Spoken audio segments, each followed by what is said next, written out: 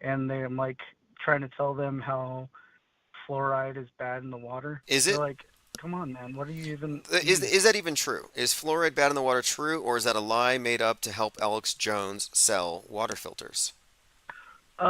As someone, I do commercial transport as I'm a truck driver for a living, and I go to these water processing plants that process a lot of the majority of the bottles of water, and they truck in. So these people that fear pipes and lead pipes, which is kind of understandable, like the water treatment plants is kind of understandable, but they don't understand that their water is probably manufactured in one place, then trucked over in these liquid truck haulers to another uh, plant to be bottled.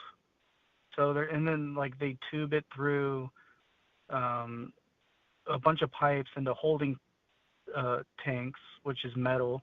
So they're like your water's going to be touching a lot of metal, even if you drink bottled water. Right, right. No, I Then there's understand. then there's microplastics. Look, Then there's the thing microplastics is, okay, allegedly. these are all superstitions. I think there's a superstitious dread of the water and of the sky. And the water is an old one. The idea, oh, the other tribe is poisoning the wells. These are easy fears to spread. And I just decided, you know what, I'm not going to be afraid of fluoridated water because of Alex Jones. And they say, oh, they put fluoride in the water because it makes you apathetic. Really? So I can drink some water here and I'll just chill. I won't be all angsty. I can actually relax for once. Let me drink some tap water. It doesn't work. Sorry, the fluoride has not made me apathetic. Yeah, I think that those how the frogs transition is from field runoff water into creeks, and I've seen some deer on the side of the road with some crazy tumors, and so I don't even want to eat wild game anymore. Like I don't even know what's safe to eat. Well, look, I don't have any of those fears, to be honest. I think that a lot of the trutherisms are based on superstitions, and I'm trying to really get rid of a lot of that stuff. Because look how much damage it's done in the last few years to the cohesion of any opposition to mainstream lies. Just the brainwashing is so intense. I guess it's always been this way. Well, I think everyone wants to know what do you eat? What's your diet consist of? Mine? Wouldn't you want to know what Yeah, I what do look you like eat? first? Wouldn't you want to know what I look like before you decide to take my Well, dietary we recommendations? saw your Mark Sargent video on the student council video or whatever it's called. Did I look reasonably healthy? You looked possibly like in the mid state of your transgendered into a man. Yeah, you may not want to eat what I'm eating. But look, I don't take You don't advice from like to say people what you like, eat? no, it's not that. It's like, why is it even relevant? Like, I want, like, what are you eating so I can avoid it? No, I'm just kidding. But what I mean is, like, why would you listen? Do you want to I follow? Like, honestly think, I look at Alex Jones and I'm like, I'm not going to take condiments. what he's I think taking. condiments. I think condiments is what's making people anything with preservatives. Like if you can set it on the counter and for 3 months, I think anything with preservatives you probably shouldn't eat. I don't even know if that's But I bad. mean that's Honestly, my I don't. own Look, take. look. I'm just saying, I don't take health advice from truthers. I just don't, for a lot of reasons. And I think it's because they're given alternative things, and it's just a target market thing, and it's very faddish. And I don't follow health fads. And a lot of these people are fakes anyway. Like, were you trying to follow? I don't know if you followed him very much, but the rubber man, what they call him? The guy, the liver man. He looked like he had a big rubber bodysuit. The liver man, he ate nothing but liver, and he got super big, and you find out he was all using drugs. Oh yeah, yeah, yeah. Yeah, I think I heard that. Yeah, I think I heard of that. It like he was like uh I did that was a couple years ago, wasn't it? When he Is he got still caught, I alive? don't know when he got caught, but I'm just saying, I'm not taking health advice from people on the internet or anything like that. Like if you go to the Flat Earth Conference right now in Vegas, Dave Murphy's there, and he'll extol the benefits of drinking your own urine. And I'm like, okay, um, I'm good. I'm gonna try some other things first, like jogging. I'd have to look Yeah, at like somebody how do first. people not how do not people see like you don't even have to piss on your grass or anything, Well, hey, I but gotta, where I gotta, dogs pee, I gotta take a everything quick everything call dies. here. Someone else is trying to call in. Appreciate it very much. Have a great Infinite Plane Saturday. Go to infiniteplane.live if you want to listen on audio. All right, take it easy, dude. I have to address a comment here. This is very important. A comment by Here it is. Eddie F. Eddie F says, and we were talking about the fakery. He said, besides talking about reality, how do you interact with people around you? And then he went on to say something I thought was kind of interesting. What's left after knowing the majority of our reality is false? I've become emotionless. And here's what I want to say about that.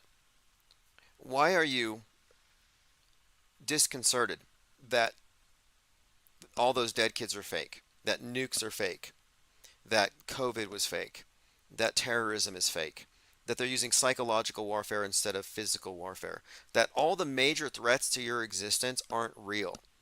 Like, how does that make you feel bad? Why is that bad news? Like, I'm sorry to tell you, but you know those thousands of kids that were killed by bowl cut Nazis? Yeah, didn't happen. They're still alive. They were a bunch of actors. I can understand being a little irate that they milked you for your attention, your money, your grief, and they manipulated you. I can understand being mad that these people are con artists. But being mad that all these dead kids aren't really dead, or Maui, you know, all those kids in Maui that were fried by the Chinese space lasers didn't happen. Like, that should be uplifting. It should be good news. When I find out that these mass atrocities were hoaxes, like Vegas was a hoax. Nobody died or cried. I'm not going to be like, oh, I'm so let down. I can't feel anything. Those people aren't dead. It's good news. Strange. It's strange though. There are, and I'm not saying you are, but there are many people out there. I consider them to be death clingers, where you can give them all the evidence in the world that the events as televised were fake, and they're still going to hold on to hope. I'm sure somebody died. Please, let me have at least one. There's at least one dead person there.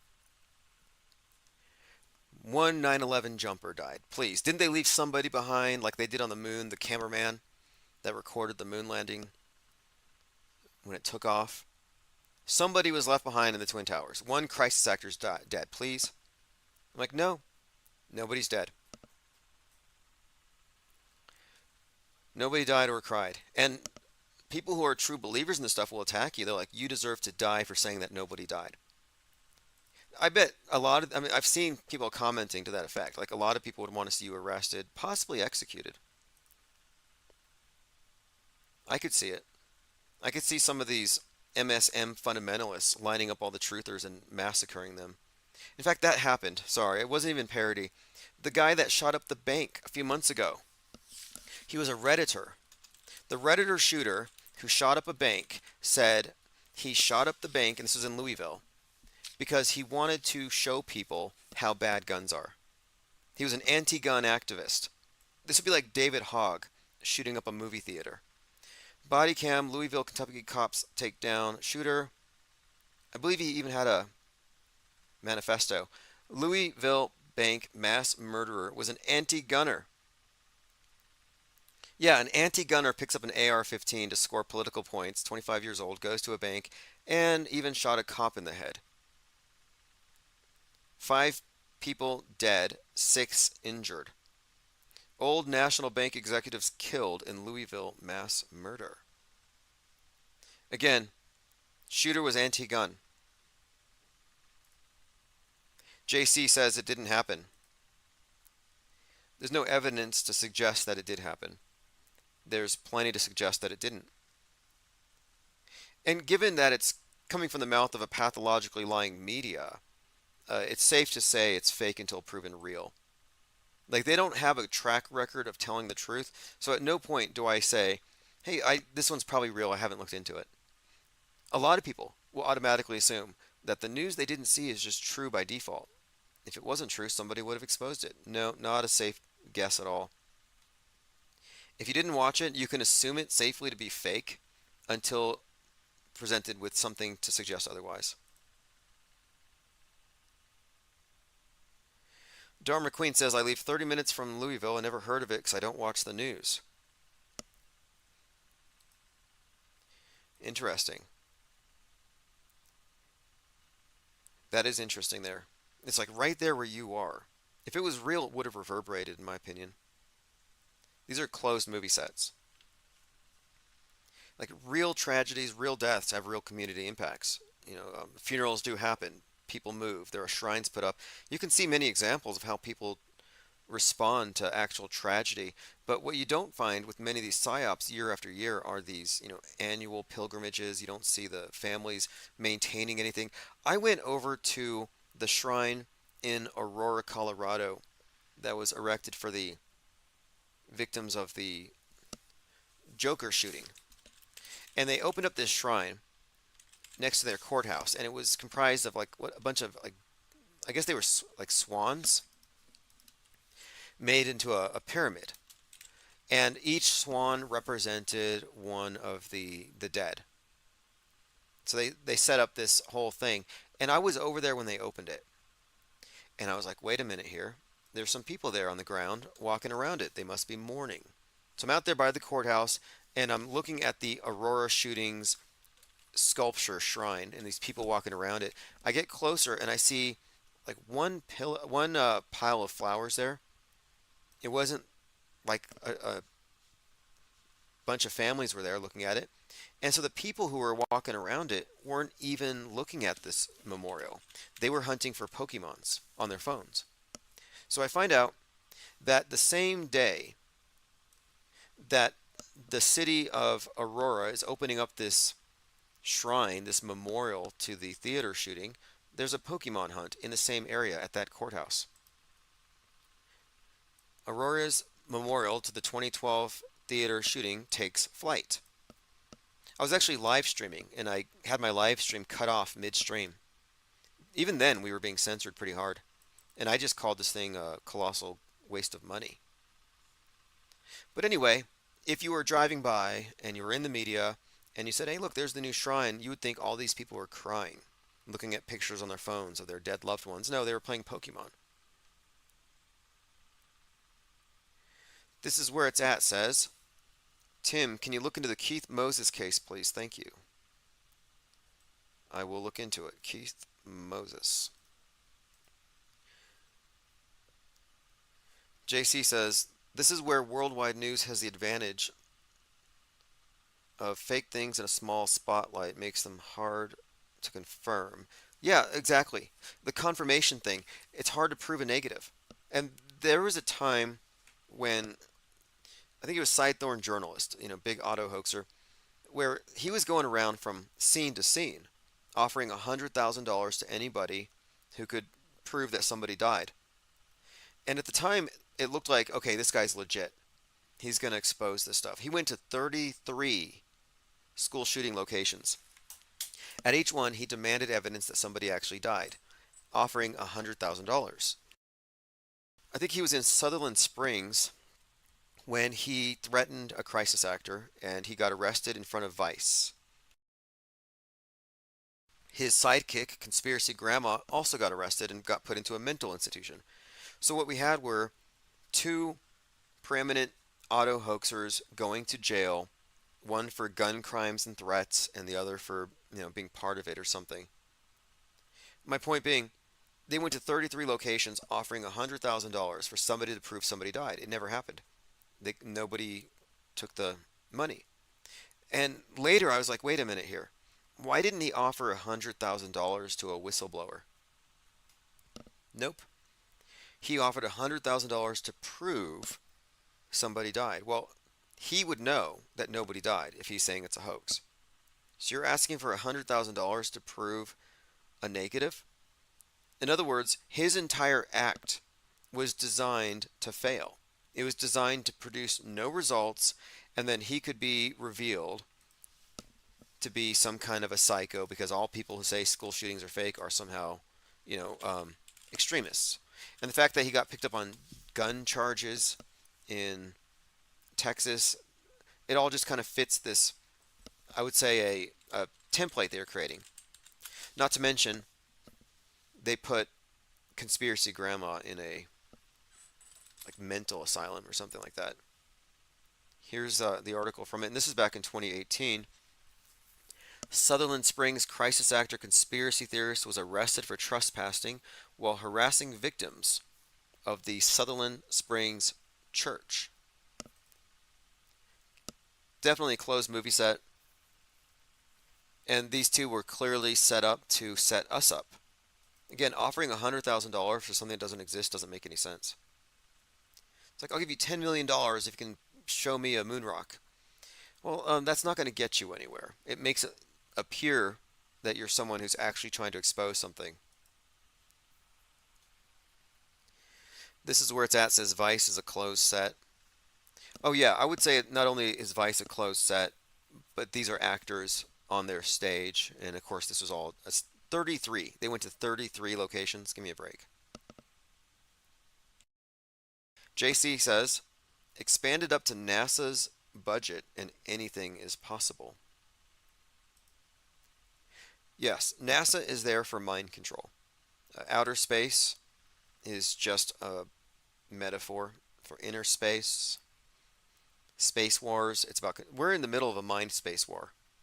When they're flooding you with memes and tweets, yeah, this is trying to occupy your mind space. Elon Musk, leading promulgator of mind space junk and space junk.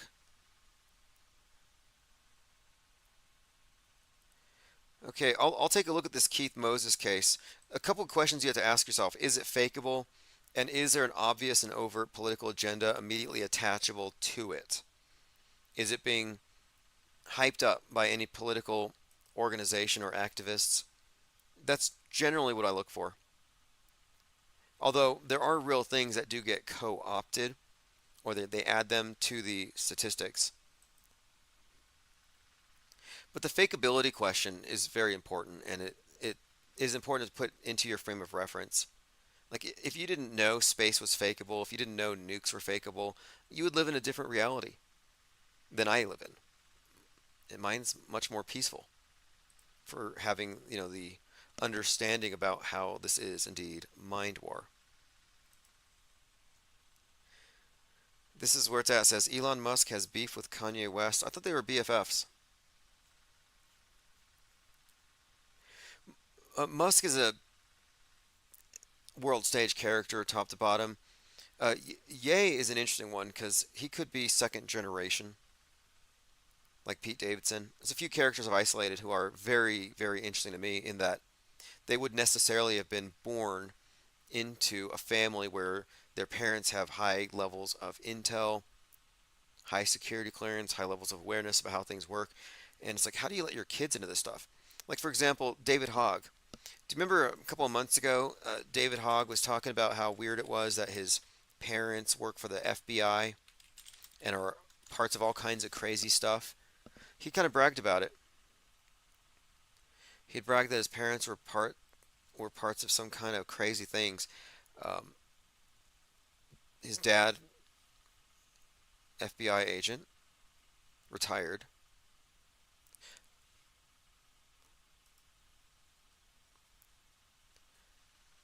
All right, I think we've covered most of the notes. I'm going through my minds.com/infinite plane society if you want to follow me there. Trump tweeted a picture of himself as Jesus. Just a heads up. This Joe Biden's masky face, yeah, they're definitely setting us up for something, and maybe they want to sow confusion. They don't care. Look, the way this thing works, they don't care if you say it was a body double or it was real, as long as you don't call it all fake. They really want to get rid of the auto hoax critique. They really can't face it. And honestly, Wu's news, I think, is really what creates a huge problem here.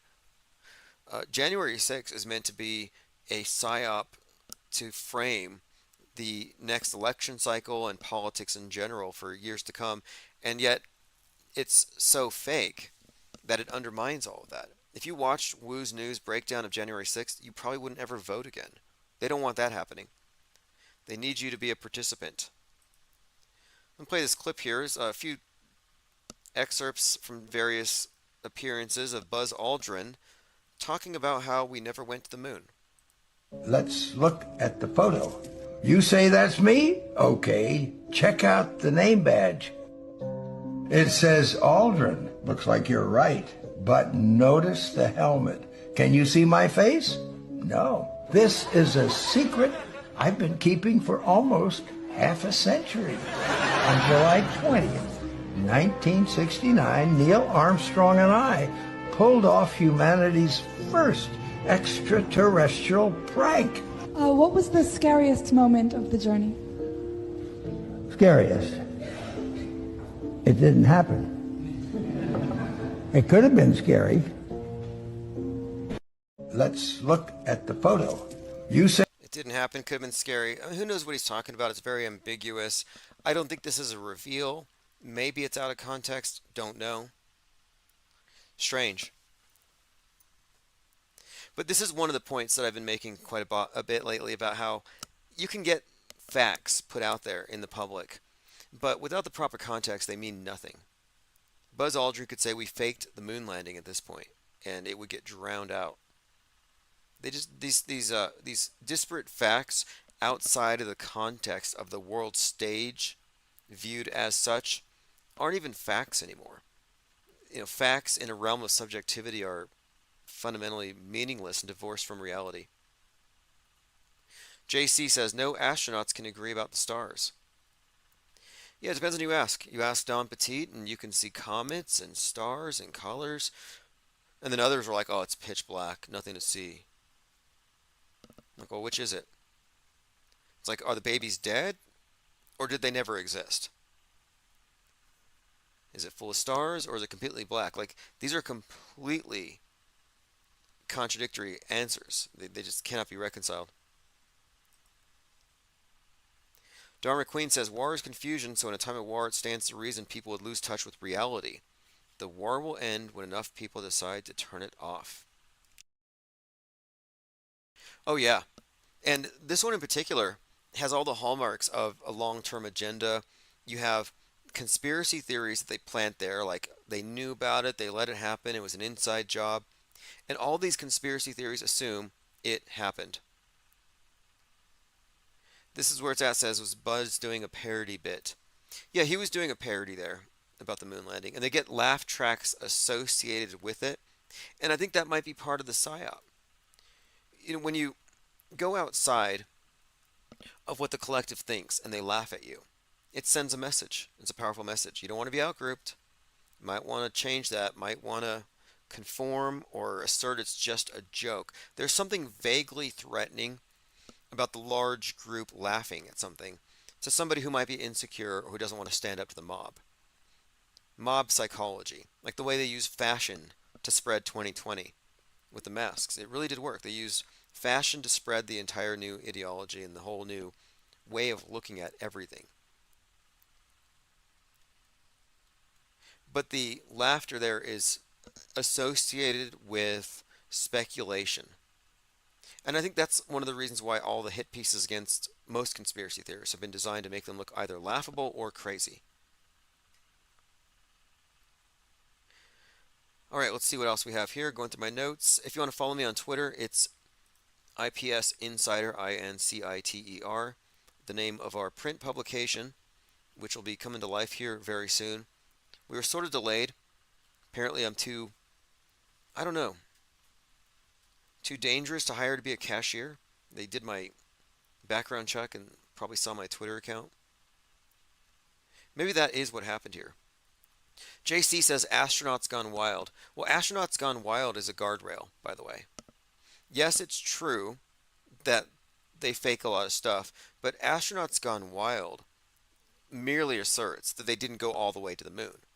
It doesn't say space is fake. It doesn't say Earth isn't exactly as they show. It doesn't go all the way. The guy that got punched by Neil Armstrong, or was it Buzz that punched him? The whole point of it is that was a setup.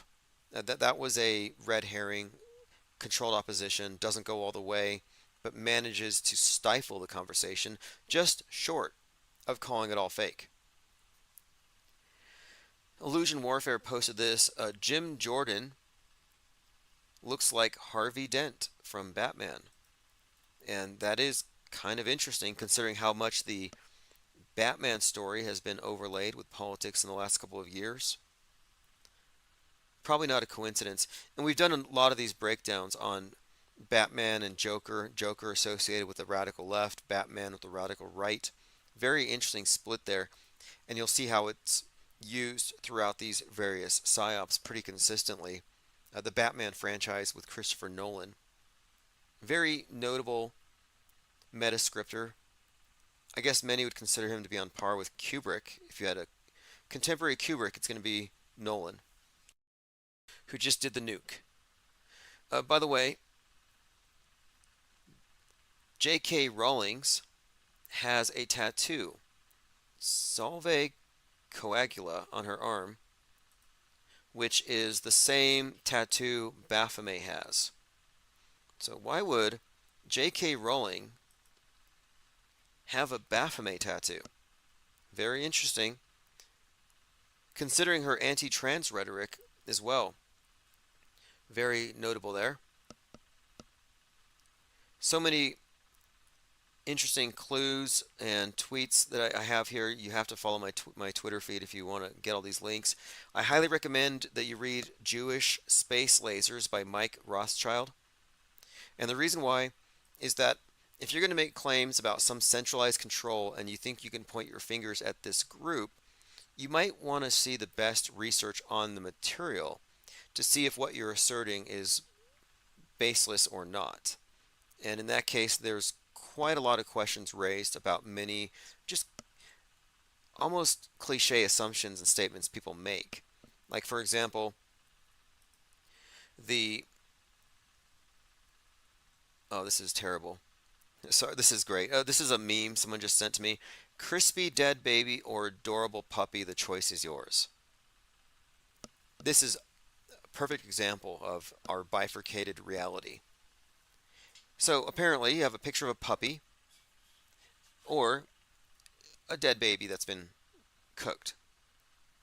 Now, one of them is AI generated, the other isn't. And people are just going with whatever fits their cognitive bias and their political persuasion. It's kind of a test. You can see where somebody is on the present war based on what they see there. Yeah, the choice is ours, illusion or reality. Great tweet there. Breadcrumb says, a girl I know just got that symbol tattooed on her, Harry Potter fan. I think it's called the Deadly Hollows or something. We says, are we demonizing the Baphomet again? I would ask, well, what's your take on the Baphomet? First of all, I mean, you are talking about the symbol of the Church of Satan. So to say that it's being demonized is a little ironic, considering it's pretty much the preeminent symbol of Satanism, a religion that believes in demons. Or at least I guess, is he the king of the demons? What is Satan's thing when he summons the demons in Paradise Lost? My point being, I don't know if you can clean up Baphomet's image to undemonize Baphomet. We can try, but how would you do that? All right, let's see what we have here. Oh, this is a good one. German Chancellor's entourage in Israel posted a viral video of them ducking under Hamas's missiles prior to leaving an Israeli airport. The only problem is their dramatic performance accidentally captured people in the background walking around as though nothing were happening. This is very similar to how they fake hurricanes or extreme weather out of a drizzle or a breeze. They lean into the wind and act like they're about to fall over. This is pretty bad. Not the worst I've ever seen, but this is actually typical. They're faking like they're being attacked. I think Hillary Clinton did this too. Didn't Hillary Clinton once claim that they were being sniped and that the plane was being shot at? And then the pictures of her, here it is, recalling Hillary Clinton's claim of landing under sniper fire. Clinton forced to admit she exaggerated the tale of coming under sniper fire during her visit to Bosnia. Clinton says she misspoke. Okay, anyway, this was her 1996 landing in Bosnia. She had to backpedal after describing dodging bullets. I guess she jumped into the cockpit and landed them safely, dodging bullets and everything. Anyway, nothing new there. And then there's a video that shows her on the tarmac getting hugged, just chilling. They obviously weren't in a hurry. Breadcrumb says, Look at the Neuralink machine and you can see it's the Baphomet head on it. Now, the Baphomet is not the devil, not necessarily. And these are all really subjective terms anyway. Like, okay, so the devil's the bad guy, and the good guy is the one that murdered everybody with the flood. Okay, got that. And the one who, you go down the story, and it's like, it's really hard to say. It's very relative. Commenter says, one of my favorite edgelord parables is asking mainstream atheists what year it is. Interesting.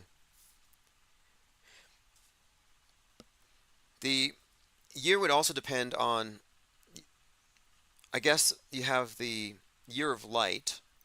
The Masonic cult adds like 4,000 years to it. But no, the thing is, the atheists will say that we've broken free of the stranglehold of religion who previously defined and labeled everything, which is more or less true. But being an atheist, or the term atheist, is also kind of biased, I think. I think the reason why Christopher Hitchens started using the term non-theist is because he didn't want it to only be interpreted within the question of the biblical God. Like people say, do you believe in God? It's like, well, do you have to answer it as though we're referencing the Christian God? And these terms are just way too subjective. Like again, the Baphomet goat thing is very ominous looking, that's for sure. But what is it really? Is it it's not even a person. It's not even meant to be an actual, it's more of a statue or a totem that has a combination of various symbols. So I don't think you could say it's a person, and moreover, it's mostly, I think, related to Mercury and Hermes and the idea of the magician. But he looks like the devil.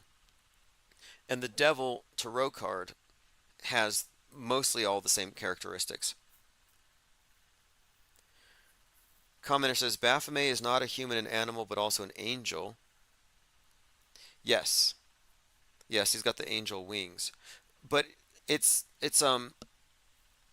as above, so below. The whole concept, one hand up, one hand down. That has to do with Hermetics and Hermes Trismegistus, this idea of this as above, so below, that we are a microcosm of the macrocosm. It's kind of a cornerstone of occult belief. Like if you're doing witchcraft and magic, it's because you believe that you are a microcosm of the universe and you can influence it. Which might explain why she would actually have it, J.K. Rowling's, because she's, the Harry Potter magic thing would all be based on that very premise. But again, I don't really have any sort of opinions about Baphomet as being the devil or the Masons secretly worshiping Baphomet. So much of that is just mythology. Same with the devil himself.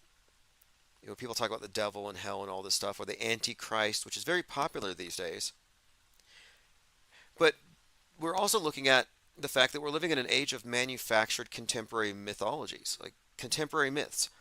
The fact of it is, Donald Trump has been, through predictive programming, he has been cast as the Antichrist in so many different ways. But it's not the biblical Antichrist. It's like a combination of the Hollywood Antichrist and the biblical. It's an amalgamation. JC says, was looking at the satellite hoax today. So many examples of it online, just sataloons.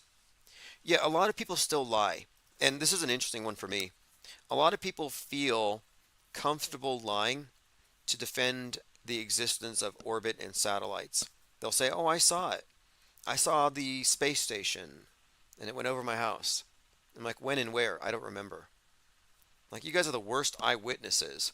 If you saw a spacecraft and you can't remember when or where, it'd be like saying, I saw Bigfoot. Where were you? I don't remember. I forgot. Like, that's notable. Seeing a spaceship is a big deal. And if you're saying you saw a spaceship, you need to bring receipts because it's an extraordinary claim. But the claims have always been vague. But once I discovered or paid more attention and realized the Earth's got a shadow that cancels out low Earth orbit satellites being viewed more than half an hour after sunset, suddenly All these people claiming that they were seeing these low Earth orbit satellites shut their mouths. And they're like, well, what did I see then? Well, if it had a light, it was a light on the craft. And satellites don't have light bulbs. So it wasn't a satellite. We can rule that out. Like, well, what was it? You tell me.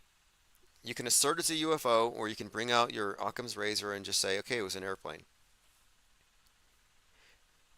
The ISS has been falsely placed into your realm of possibility. Same with UFOs. And that's an old trick. One of the reasons why they infuse us with so much of this entertainment that supports their extraordinary claims is to keep things in your frame of reference so it seems believable. One of the reasons why they had that movie Modern Warfare 3 come out the night before this thing happens in Israel. They wanted your frame of reference to include this sudden war, modern warfare. JC says, can't see anything 300 miles away.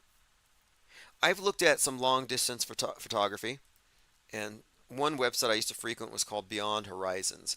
And you could see this peak that was 280 miles away. It was in the back of the photo, and this peak was so blurry. Like you couldn't really see anything. You could kind of detect it was there. You could not see any details. That's how far back it was at 300 miles. And yet, we have people taking pictures of the space station 300 miles away, and you can see the astronauts on it. And I'm like, wait a minute. The space station is the size of a football field. When I look at this long distance photography, a football field would not be discernible on that mountain 300 miles away. And yet, you're claiming that you can see a space station from 300 miles away in all this detail. We've been joined by Pete Shea. Thank you for joining. I believe Pete Shea believes that the Earth is on the back of a giant dodo bird. Am I getting that right? We haven't spoken in a little while. All right, I believe we've covered a lot. If you had skipped the news for a couple of days this last week, let's just say you tuned it out, you would have missed nothing because a lot of stuff would have been asserted, a lot of stuff would have been true. You would have been shocked and horrified, and then hours later it would have been debunked. And then you would have realized, okay, none of this stuff happened. So you come back after missing a couple days, all you missed was a bunch of false alarms.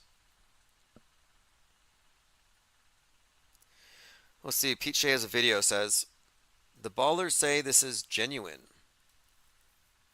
Okay, now the Ball Earth believers who don't talk about fake space or the space station aren't worth talking to.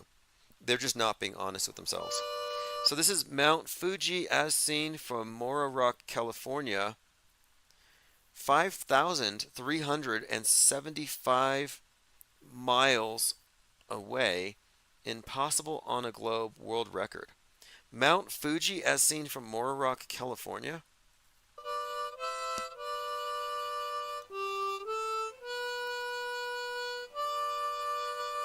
Okay, I can see Mount Fuji silhouetted against the sun. Sent to me with this is from 4 weeks ago by True Valor Traveler. Sent to me by a pilot with a small local air transport carrier called Icarus. Tolerus. What is this? He said he wanted to wait until the equinox so the sun was exactly due west. Moro Rock Beach has the same latitude as Mount Fuji. So here he is at Moro Rock, 5,000 miles from Mount Fuji, aligning the sun with where his position is with Mount Fuji in between. I'll play it one more time.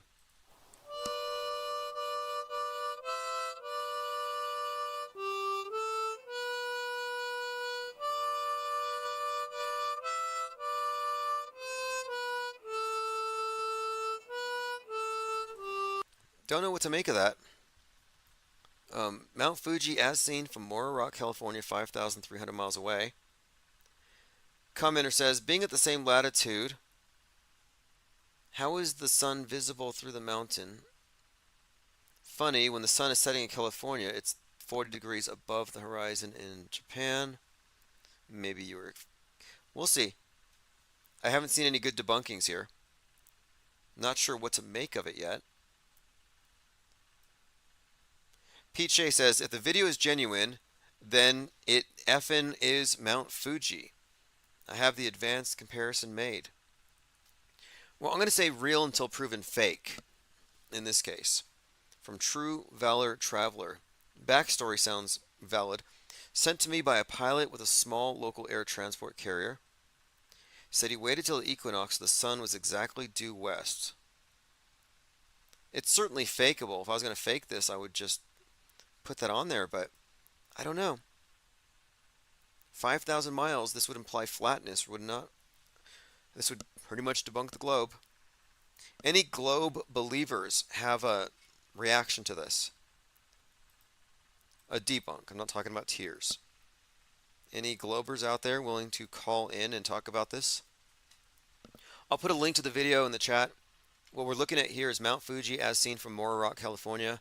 That's more than 5,000 miles away. It's impossible on a globe. It's silhouetted against the sun.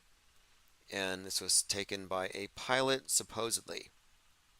Tominoid3 says, what altitude? We need some more information. I put a link there. You can ask the person who uploaded it and hopefully get that information. All right, thanks everyone for joining. This has been Infinite Plane Saturn Day. I'll be sending out the archives via email at ips.monster. I appreciate all the support. The IPS think tank is going to hit the road. It's totally road worthy, if not road legal, but we are going to be advancing a lot of these topics, elevating the conversations very soon. Pete Shea says the ballers at Gem Pandas are the first to call it a fake video when they doubt it, except when it comes to ISS footage. Yeah, isn't that funny? They're like, oh no, that's got to be fake. No, wait a minute here. Every time you're shown fake video, you're like, no, it's real, it's video. If it's video, it's real. If I see it, I say it. Say it's real. I saw it on a screen, it's real. This must be blowing their minds. Anyway, thank you all for joining. This is Neo Mode Gucci Flip, Infinite Gang. And again, you can get the links to the archives and the newsletter below. It's a creeper beat, man. Come on. You know it. In a plane, infinite things, man. The play society. Infinite plane, infinite plane, infinite plane, infinite plane. Doing my thing, do my thing, do my thing, do my thing. Infinite plane, yeah. I live on an infinite plane. I live on an infinite plane. They telling me different things. That's the pros be pulling strings, but I know they playing the games. Since I found out today, I live on an infinite plane. I ain't playing no games. I'm on a different plane. I live on an infinite plane. Yeah. None of the news is fake. They're trying to choose my fate. I know the views is fake. They pushing the global stage. Fake news on the radio wave. All the hoax, the whole world is a stage. Body double like I'm Saddam Hussein. Doing my thing. Don't want the fame, just trying to make change. They took out my page.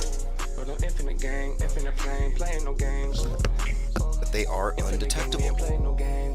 And I will go through a couple of articles that I was referenced. Okay, like for example, this image here. You might be thinking, oh, so sad. Where's the GoFundMe for this poor soul's family? Oh wait, it's just a lump of rubber, but you can't tell the difference. So before, people just cry about this stuff in a knee-jerk fashion. But I was scrolling through Illusion Warfare, Les Luthor, and he came across one of these, and it follows through to a link to a website, Forces News, about these cutting-edge surgical mannequins. Surgical. This is called Sam. Meet Sam. Sam is an example of the real deepfake that they're using to control our reality.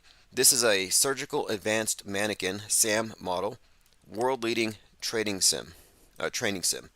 And what you can do with these is beyond just, giving it CPR, somebody can intubate. These are designed for people to actually do surgery on them. So we're taking a look at Forces.net cutting-edge trauma casualty simulation mannequins used in full-scale exercises for the first time. Now this is an article that came out today. And I was thinking about that overused sex doll that blocked the freeway for 33 hours. And then we have all these fake dead people out there in Israel and Gaza. And I'm thinking, what's going on here? And that's why I've been saying that the real money is going to the fake dead kid industrial complex. They've been doing this for a long time. Now, the Ministry of Defense says it can be inserted with different injury patterns, such as blast wounds, gunshots. They can also breathe, and they can be pumped with blood to simulate bleeding. So just because you see a body on the news bleeding, just like I saw this one and I replied to it with an animated GIF of Chucky from Child's Play because it was his baby and they're like, yeah, the Israel's bombed a hospital and look at this baby's face and its eyes are moving and its mouth is moving and it's like, I'm like, that's an animatronic. It was literally just an animatronic and these people are wailing over it. And I find out, yeah, they actually have bleeding animatronic casualty simulation mannequins. So this has to be included now in our conversations when we talk about, oh, is that real or is it fake? Because now we have to account for the fact that this is fakeable. This is fakeable. Anything you can fake on the news, you can fake on TV. When on October the 7th, when this thing really broke out, I actually recall saying, anything they can fake in a mass casualty exercise, they can fake on the news. And if they can fake it on the news, it becomes real. And here is a perfect example. Again, world-leading surgical mannequins being used in full-scale training exercises where they actually breathe and they bleed. Innovative equipment. They play a vital role in delivering cutting-edge training to our Ukrainian allies. So why are we sending hyper-realistic surgical mannequins to Ukraine? What would they be using those for? And I've trained with very realistic dead body simulators when I was in Fort Lee, Virginia as a 92 Mike Mortuary Affairs. And even then, they were pretty realistic, but these are even better. So again, there's no reason to be upset about anything happening in the world that you haven't personally verified. If you're crying over a lump of rubber, I kind of feel sorry for you. If you're sticking up for rubber. Now here's another one. Illusion warfare, again, Les Luthor. A must-follow account. Lezluthor. Smoke and mirrors, he wrote. A smoke grenade set off for theatrical effects. And what you have here is someone dangling a grotesque dead baby doll for the cameras, and there's like 15 cameras watching, and there's some kind of smoke grenade in the background. Like, this is quite literally choreographed theater. This is not somebody dangling a real dead body. And one of these dummies, you can even see a rubber thing on its belly. Overtly choreographed, running around like theme park entertainers. And I can imagine this being very effective at earlier times. Like, I mean, we're just really discriminating audiences here, I think. But this is atrocity propaganda at its finest, and if you can't see through it, you don't have any critical thinking faculties, you have mind aids. But there is a cure. Unlike AIDS, we do have a cure for this. It's called infinite plane radio. It's not only a mind war inoculation, but it's retroactive inoculation. We can actually remove mind viruses from the past, like 9/11 and the official story, or global warming, or globe. All right, we're joined by Let's Go Clockwork 113. Says happy Saturn Day, P Trippa 103. Oh yeah, happy belated birthday to P Trippa, Colin Kaepernick, and the One World Trade Tower and Godzilla. That was on 11/3, and Seattle's still standing. My internet was down, and I was like, watch Seattle get knocked over by a tsunami, and I can't talk about it live. But no, it was my fault. G33 says Saturn Day, my favorite IPS day. Yeah, on Saturn Day we try to really go back and review everything, and we have a lot to go back through. Joined by Wonder Woman, Linda Curtis, John Francis, G33, AJ206, Evolvement, Ears Up, Jesus Cow. Yeah, G33 says Tim's been putting regular work, live content. Yeah, I'm trying to do 7 days a week. There's really no reason to miss, and this is going to only expand, and we're moving into our publication department's like main I think the main wing of the publication department is the tabloid, and so we're moving into that aspect of the big plan. So the Infinite Plane Society has a number of wings. We have our think tank, Discord servers, and Gilded. Then we have our live think tank, which is this, and it's going to be back to 24/7 once I can stabilize things a little bit. I might even leave this one on, but my point of it is publication is the next part, and that's where we merge the metaverse with the meatverse. They can censor us online all they want, but there's going to be a point where our newspaper distribution is going to mirror the subscription numbers that we have on the internet. And every one of these newspapers will have reciprocal content links, so you can get the paper version, but you want to listen to a podcast, you just scan the QR code. You want to download the art, etc. Uncensorable. Again, we call it parallel media for a reason. We don't need to breathe their air. Joined by Harmon Walker, says do not forget to hit thumbs up. Thanks for joining. Rocco Calzone says world stage warfare. Yeah, world spelled WHIRLED, and it is. When I think of the Copernican revolution, I think of it as a revolution against the mind, a coup, putting us into a matrix, discombobulating us, disconnecting us and our sentience, our consciousness from the universe itself, and now we're just domesticated apes with big egos. Like it was a revolution against, I think, probably the human soul, the Copernican revolution. Nicholas Copernicus, and I'm just suggesting that it's the installation of a false model. And the spinning, the world, the revolution part of it is a key component. You know, David Icke, I wish he had stuck to the reptilians. I don't know where he's at these days. But he put out a really good book called Tales from the Time Loop. And his concept of the universe is kind of similar to mine, I think.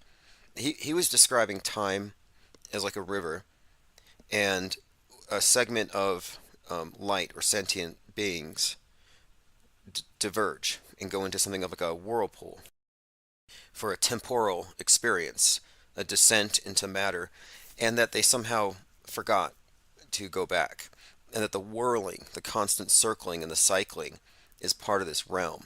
And that's a huge part of the symbolism, the cycle of time, the sickle of the reaper, and the endless trap of life, death, reincarnation, the reincarnation cycles, divorced from a return to the purely spiritual in a dumbed down, reductionist worldview, and that the reptilians, in his view, just represent our lowest aspects ruling over us. But that if you could overcome the blinkers they put, you would see the infinity beyond this little world stage. And he described it something like as a whirlpool in a sense. I mean, interesting concepts. He took ayahuasca. I'll have to try that and fact check him. All right, joined by a security firm, says facts. Kimmy Spreadborough, multi-C0, verse history, peace, circle 360. Okay, a lot of people are flooding in. Osher06 is joined. Okay, great. Evolvement says our hearts go out to the rubber trees. Yeah, I've been saying that fake dead kids' lives don't matter, and they don't. They just don't. I don't care about your fake dead babies. Or any of your fake dead school. Like, these fake dead kids don't matter. And if you think they do, explain why you don't care about the real kids who are traumatized by the propaganda. But despite saying this, the rubber trees' lives do matter. And they're being harvested for what? Is there a GoFundMe for that? We should go plant a rubber tree. Like Infinite Plane Society should plant rubber trees, like, on the side of freeways where they let you adopt part of a freeway. Just a shout out to all the fake dead people. The fake dead people industrial complex is making all the money right now. Just follow the money. Okay, Claptrapism says World War Screen. Yeah, it's 100% mind war. These are the space wars. This is like everything that they've been preparing us for. World War III. But it's all in your head. It's in the internalized version of the world, in a state of utter chaos. Haley Harmon says, yes, Tim, time isn't a dimension. It's the numerical order of material change. It's beginning to take hold in mainstream science finally. Right. I think it's interesting how it's kind of given away in the symbolism and the primates that they put on Saturn and the idea of the black cube, carbon 666, the number of man kind of connected with that, and then you connect that Saturn, black, lead, all these various symbols that relate to that, and it all ties in to the underlying symbol that they use to describe the universe in the New Age movement, the Kabbalistic tree of life thing, where you have the material at the bottom, the kingdom, and the crown at the top. And so one is just black matter, the other is light at the crown. And this corresponds to the vertebrae in the human body, the 33 vertebrae, and the ascension of the fire snake Kundalini represents the awakening of consciousness. Interestingly, we have been talking about the space program for some time as an allegory for ascension into higher states of consciousness when you get into their symbolism, because it is adapted from older systems of symbolism. It's not just garbage science fiction. It does have an esoteric aspect. And recently we found that the speed to exit the Earth, the escape velocity, is 33 times the speed of sound, or Mach 33. So Mach 33 to go from the kingdom to the crown. It's all encoded. This is why you've got 33 engines on the Starship. They're constantly talking like, oh, Elon Musk ignites 33 engines. On the obelisk, which is an ancient symbol, just described today as a rocket. But anyway, it's all symbolism, and we've been reading it correctly. And yeah, the 42 that you see all over Elon Musk's antics with his space program, or Bezos buying a $42 million clock, it's all about Saturn and time and the confinement of light or soul in matter. Dua Simpera says, these are the days of our lives. Maybe we come to this plane to experience the finite. If we are infinite beings, that would make sense as to why we're all messed up down here. Finite, who knows what. Yeah, that is specifically what David Icke was suggesting. That we are, for the purposes of some kind of carnal experience, we're cut off from our higher self. Kind of like a video game analogy. You're just playing a role, playing a character. It's an interesting concept, and there's some parallel concepts here. You'll often see the number 33 associated with resurrection, like Jesus resurrected. So we're talking about going up or ascension, whereas the number 42 is quite often representing the opposite: the falling, the sinking, gravity, things going in orbit like the CubeSats. They're actually, quote, falling. The man who fell to Earth, Starman, Elon Musk's little project there in the Tesla Roadster he sent into space. It's all symbolic. Starman, you think about, what does that really mean? A man who fell to space. It ties into David Bowie, his movie, but also the concept of the rock star and what that actually symbolically represents. You're talking about light descending into matter. A rock star, yeah, it's light when it's above, but then when it hits the ground, you find out it's a chunk of matter. And so it's kind of I think, an allegory for the fall of man, not just Satan, but every single human being. Hillman Avenger says, hello, the stream's running on DLive without audio. Have they blocked our audio? Try refreshing, because I see it's working fine here. DLive is wholly owned by the Chicoms, and they hate us. So there might be something else going on here. Okay, we're talking about the real deep fakes. This is a big deal. We're talking about the fakeability of things. People are like, well, they look at like Sandy Hook, for example. We never saw the dead kids. It was left to our imaginations, and they probably didn't intend that we would ever dig that deep anyway. But now they can readily provide corpses that are undebunkable. Now on the screen, this is something I created with Bing's doll ebot, and I said, make me a bunch of officials mourning over a bunch of dead rubber people. And it gave me a pretty good example of what we're seeing on the news every day. Synthetic simulation dolls.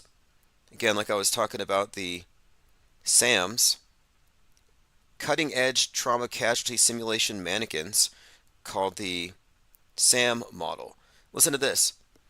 Professor Pallister developed the SAM model using CT scans and 3D printed masters of specific wounds, such as gunshots or pelvic injuries.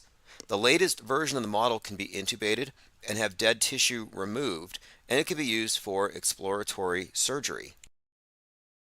I've seen realistic patients for brain surgeons to get used to operating on people with open heads. So it is just so advanced. And you consider how unadvanced the public is when it comes to their media consumption habits. They think that just because it's packed in a 24-hour news cycle, you have to believe it that day. That when it's on the news, you just download it. No, you can pause, you can process, you can refuse to accept. Unless you don't have a mental immune system, unless you have maids. We've been joined here by Jay Diggs, Auto Hoaxer. Thanks for joining. We've got about 50 people here in the YouTube chat. I just now noticed that one of the rubber dummies on my thumbnail here has 3 legs. The third leg is like longer than the other 2 legs. I need to double check my deep fakes. But it's getting better. And as it gets better, the public gets worse. There's a separation going on. Again, that's from Forces News. And imagine the surgical advanced mannequin models being used in mass casualty drills right now. Like right now, they're making their money. That's what I said, fake dead kid industrial complex. Whoever made these surgical dolls, they're selling them en masse to the military, sending them to Ukraine, and now suddenly they're finding a bunch of dead bodies over there in the Hamas-Israel thing. Peter W. says rubber dummies have replaced the crisis actor group. Yeah, I'm surprised they haven't thought of this sooner. Like, this is genius. I mean, it's a little late. We already caught on to the whole deepfake technology. We knew George Floyd was one of these. Yeah, George Floyd is a Sigma 7. That's the company that produced it. And get this. The company that produced the hyper-realistic surgical training dolls, the one that looks just like George Floyd, they're right there in the Twin Cities. And their building, Sigma 7, had been there for 33 years. It was the first place torched by the looters. Yeah, the looters. They're grieved because of police brutality and systemic racism, so they go to a mannequin factory and burn it? Sure. Hillman Avenger says, thank you. In fact, audio is working on DLive. It was my techno bobble. Yeah, well, I sent out text notifications. And if you want to get text notifications, sign up for the newsletter, and I'll put an opt-in link on the next one. That way you never miss anything. All right, moving on. That is just such a huge leap forward for auto hoaxology to have evidence of what I knew they already had. Hyper-realistic dead bodies. Little anagram here, probably nothing. Hamas anagram for a sham. Sure, that's nothing. We went down some rabbit trails that I want to continue down as well. We'll go through a few others as well. This is just too good here. So here's something that was posted by Lean Dion. No BS news. Netanyahu rejects U.S. calls for humanitarian pause. Okay, so there's a crisis actor playing dead. We actually have somebody who's dead here under a car. And then in the next shot, his arm goes up and he's waving. Now, he's not holding a cell phone doing the other guy, doing a death selfie. Death selfies are the new vaxies. You know when you want a virtue signal and you get a selfie when you're getting your vaccine? Well, now you can do a deathy. And a deathy is when you're dying on TV to promote war and atrocity, and you hold out your phone and you take a snapshot. Jason Hinkle on X. This guy's channel is huge. I've already put him out there on the IPS Truther Wall of Shame. And by the way, we have a new addition to the Truther Wall of Shame. But he put out a piece here. This has been viewed by 1.4 million people. Israel's getting smoked by Hamas, is what he wrote. And you see some people getting into the enemy tank, some kind of, okay, yeah, they're grenading the enemy tanks.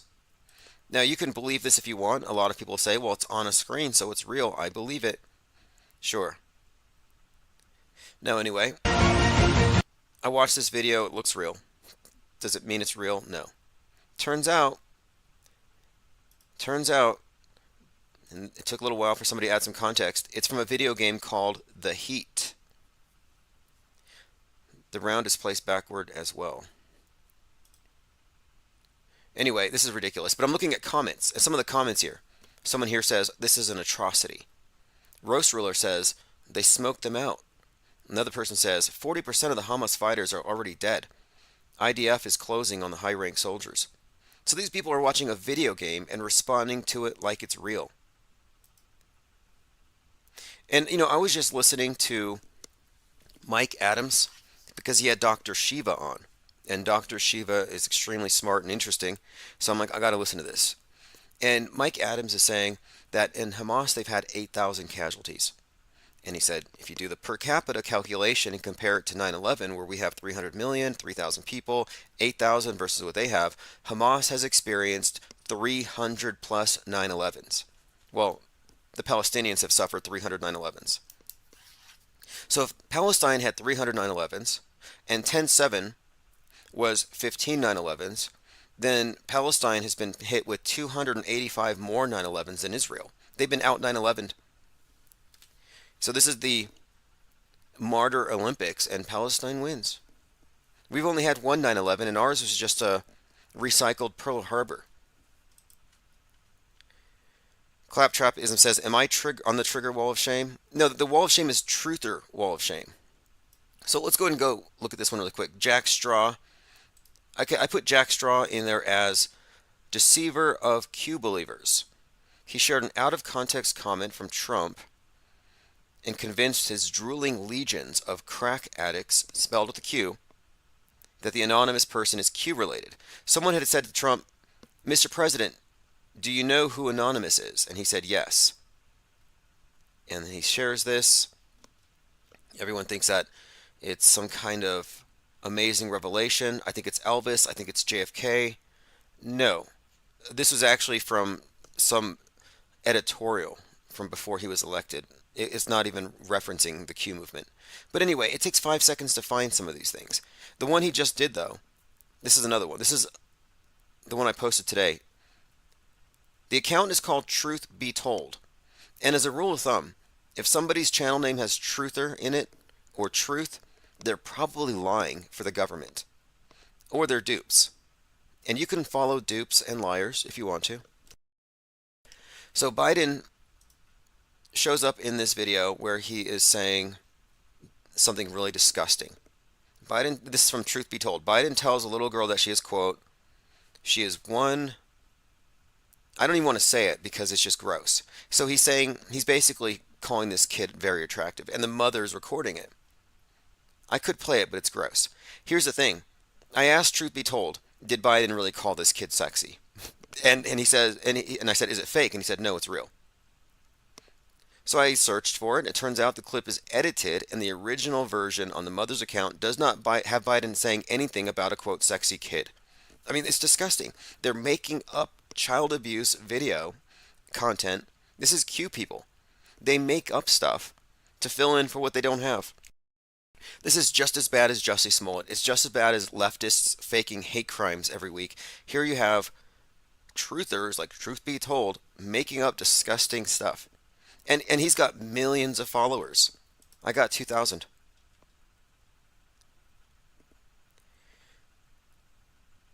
Going through some comments. Claptrap Isn't says, I think Biden 2024 is going to happen. Yeah, well, rubber masks don't age, They can just swap out the character behind it. I came across a term that was kind of interesting today having to do with world stage actors, which I want to get into. Really quick here, anybody know Greg Locke? He's some pastor. Man, this guy is triggered by flat earth. This guy is uber triggered. I'm just going to go ahead and play part of it. This is, again, we're talking about, it says Flat Earth Zone. Let me find the actual link. This is the one. Greg Locke.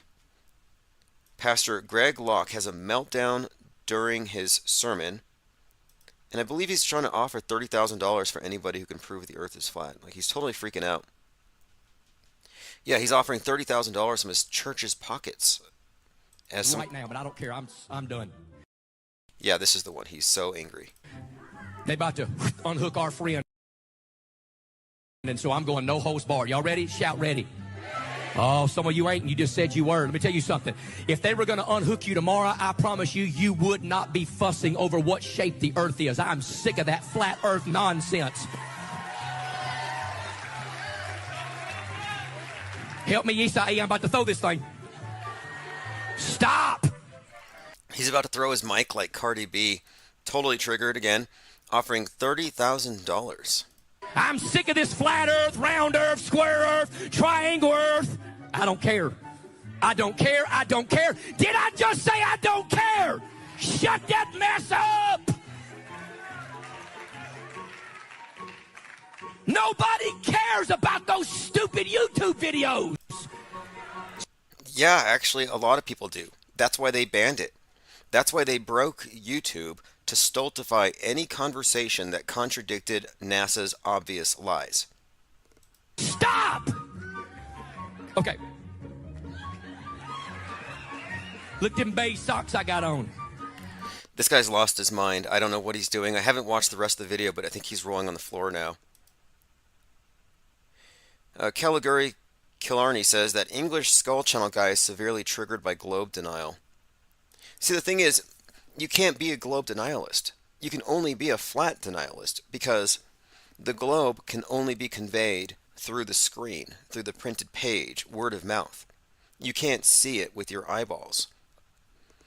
Whereas you only experience, see, feel a flat, stationary Earth because you're a human being, and even if the Earth is the size they say it is and it's a ball, you're only going to feel it as flat and stationary.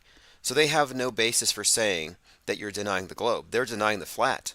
They should say, I agree, it does feel and look flat, but it's a globe. I can see it on the screen. But they never say that. They just assume they have the authoritative position. I'm gonna not throw the mic. I'm gonna set the mic right here, and I'm gonna give people 15 seconds to leave.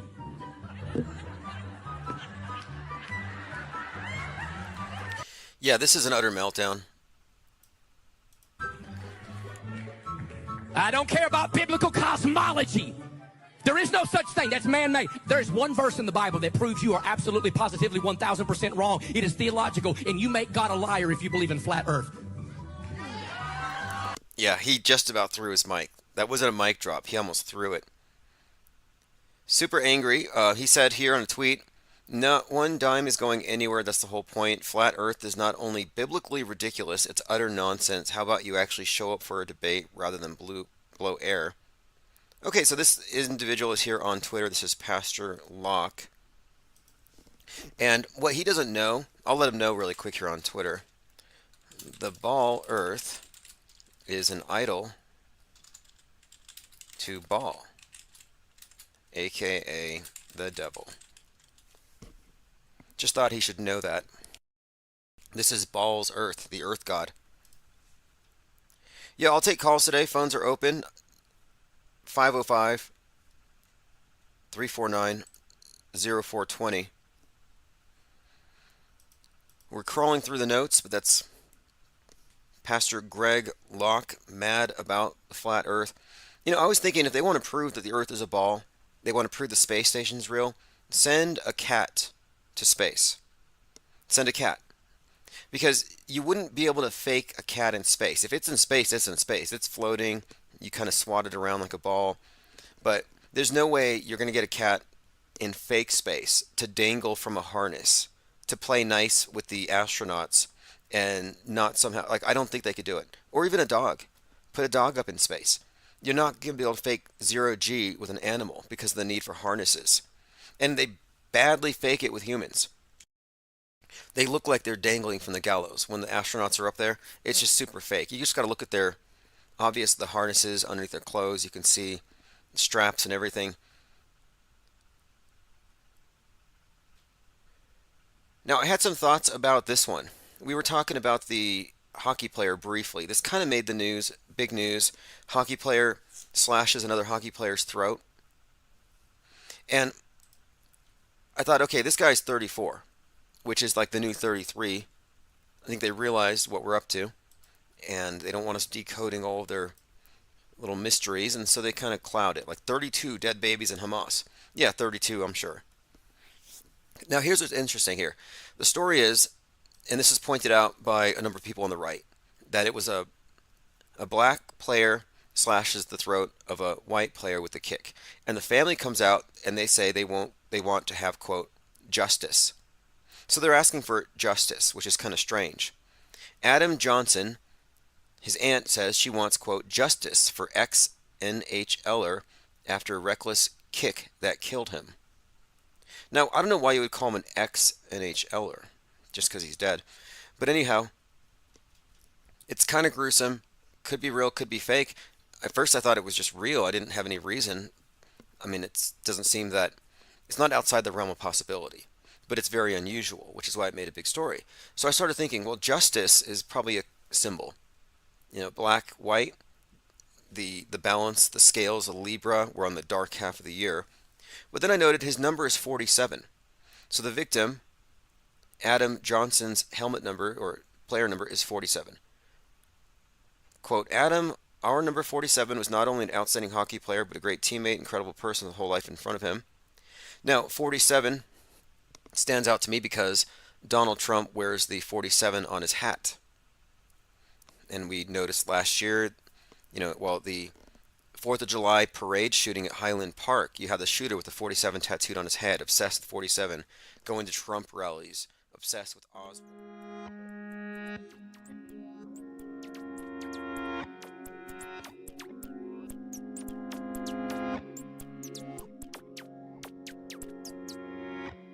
I'm on auto hoax and it feels so good. You just auto believe everything like I knew that you would. In my dream, you know I ain't got time, baby, for another crisis actor with soulless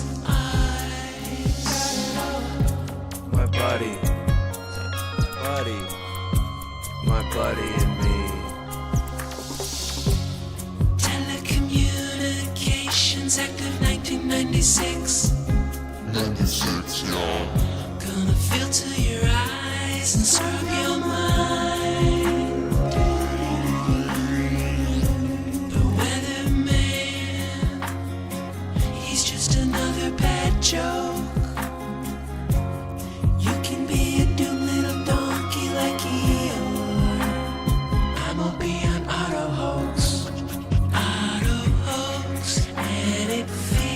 So good, yeah. You just ought to believe everything like I knew that you would. In my dream, you know I ain't got time, baby, for another crisis actor with soulless eyes.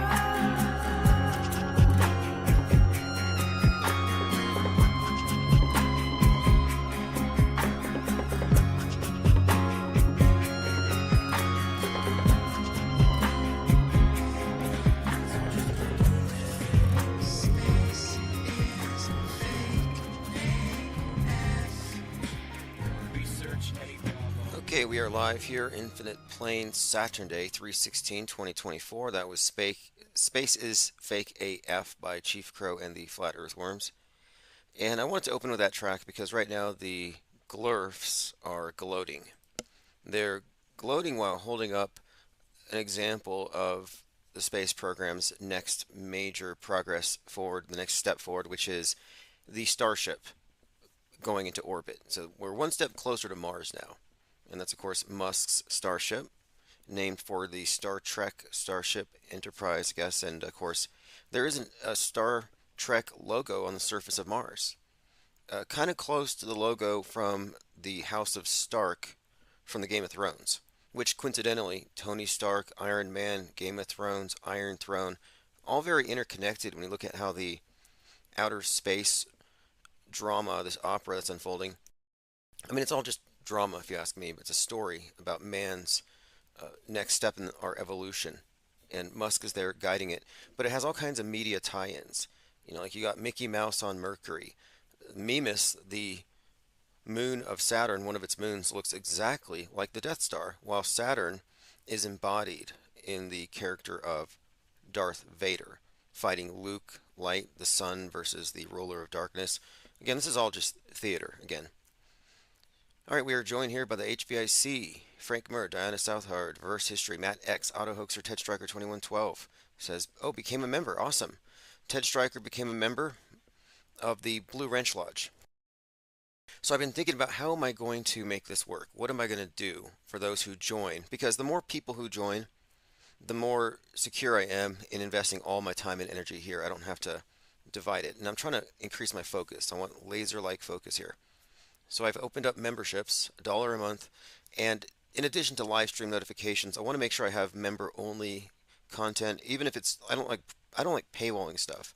You know, I don't want to gatekeep information. However, I do believe in previews and getting advanced reviews from the people who are most committed to it. So I am going to be producing a lot of content that's going to be building towards the YouTube-friendly archive of the IPS. Because I realize most of the stuff we do is just eminently bannable, but we have to have non-bannable stuff out there. And we want to have this because we need to reconsolidate the raft. It's been dispersed so many times.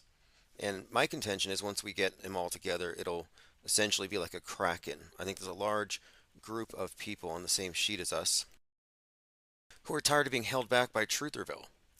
And the members of Trutherville, it's like crabs in a bucket. You're trying to climb out, and they reach in and try to pull you back in. How dare you not believe?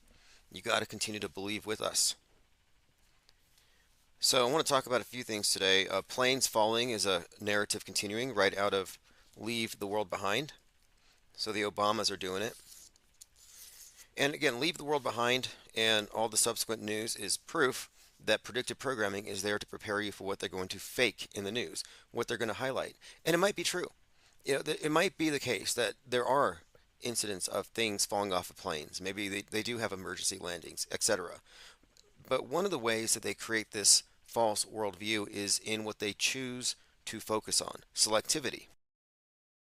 And if you focus on nothing but that, you could just focus on flat tires. If the entire media devoted itself to flat tires, we would think we were in a state of crisis, and it would shake everything up in the tire industry. People would demand new standards, improve the roads.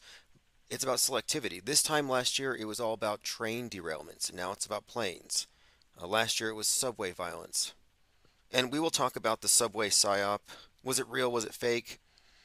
I don't know if you know the story. It was a group of people huddled in a subway cart while an immigrant or someone alleged to be an immigrant battled a New Yorker, knife fight, and one of them off camera supposedly shot himself in the face by accident. I've heard conflicting reports that he was dead or that he's not dead, that he was a cop, and you could hear them talking while they were fighting, and it had to do with immigration politics. That's why I'm leaning towards PSYOP. And the way it was portrayed, some have described it as like a horror movie. I watched it and it wasn't exactly horrifying. It was dramatic, and you had the woman screaming, get out," into her phone, which Synchromorpheus tied into Get Out, the work of Jordan Peele, who directed the Jordan Neely psyop, which would make perfect sense. Let's see what else. We've Oh, Mars base. We have an advertisement for a Mars base, and they're going to be offboarding 1 million people to Mars.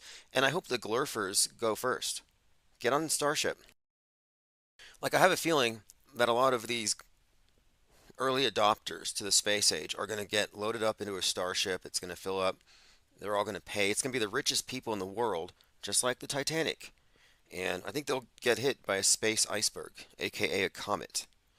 The first Starship to Mars isn't going to make it, and that will quell any desire for people in the future to want to speed Musk up and make this thing happen faster.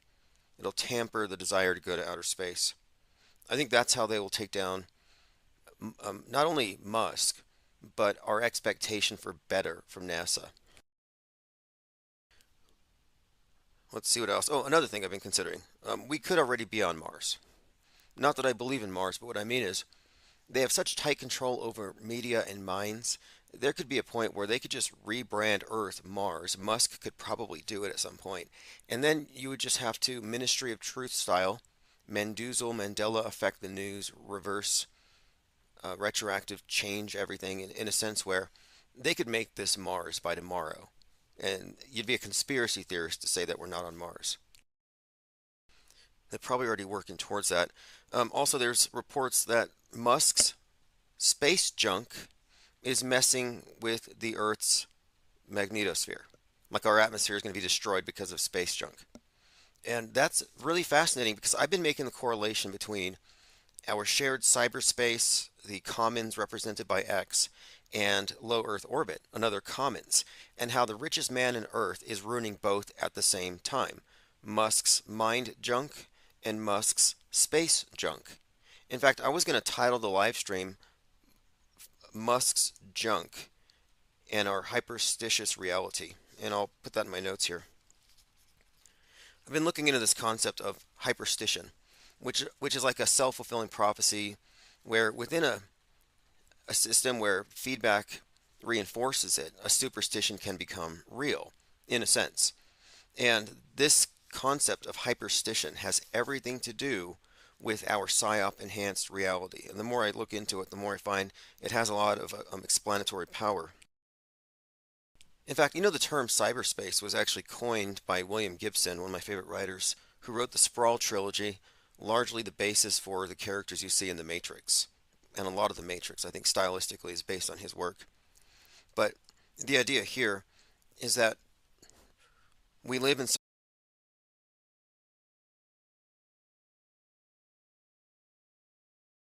a lot of things that you might consider superstitious because there's no evidence for them, have enough reinforcement socially and through media that you could actually believe it because most of our reality is secondhand anyway. Most of what we believe. None of you have seen nukes.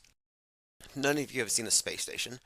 But we get everything secondhand. We have not been to the news. Think about all the things we take for granted that we have never personally seen, but has been conveyed to us through the screen. Things we have accepted without any kind of skepticism. And, sometimes they're not lying, but it's their selectivity of what they're showing that creates the illusion. So my point is, I think you could describe this reality as hyperstitious, that a lot of superstitions, let's say bowl cut shooters, mass killings in all the schools and all this stuff, you have this belief that there are these angry, disaffected white kids with bad haircuts who are incels, have a lot of resentment, AR-15s, listen to too much Trump, and want to go shoot up schools. Not even believable. And they're always hyped up on MK Ultra, SSRIs, antidepressants. It's the same story. But I'm saying they don't exist. And yet, on the presupposition they exist, we have these hyper-realistic school shooting drills. And this was a conversation a few days ago because in California they recently banned simunition and now require schools tell students they're going to do a drill. So they're no longer going to surprise you with a hyper-realistic drill where they're shooting you with simunition. Unbelievable. My point of it is, they don't exist, but now they exist because you have an entire generation raised with these hyper-realistic scenarios where they're hiding under their desks and being propagandized. So these things have become grafted onto our reality. You could say the same thing with climate change, for example. As long as there's something to point to, you can point to the drills, you can point to the news, you can point to the weather reports to back up whatever. And this applies not only to conventional myths and superstitions, but this would also apply to trutherisms. And one of the reasons I've been railing against the chemtrail thing is that this is another example of a something I would consider to be a phobia, something not based on facts or tested, and it becomes real because now there's evidence for it that they can just look at and point to, and it's reinforced. So we're living in a hyperstitious reality is my point. Let's go through some comments here. Dinah Southheart says, maybe those who stop traffic for Gaia should take the pledge to go to Mars. I think they should. I think they should start donating blood. Like, we should start an organization. We'll just call it Astrocrete. What do we call it? Something with Astrocrete in the title, but some kind of Astrocrete blood drive where you can donate blood for the future Mars base. Because if you didn't know, scientists have already figured out that if you mix blood with Mars regolith, it creates something stronger than concrete. So you can literally build your Mars infrastructure because you can't take bricks to Mars. You can't put bricks on the starship. You're not going to weigh it down like that. But you're bringing people. And yeah, your blood can actually be infused into the concrete, even with the lunar bases. Blood and moon dust. My point being, we could probably start a drive and they could start donating blood for the future Mars bases. It creates that bond with the new land, blood and soil.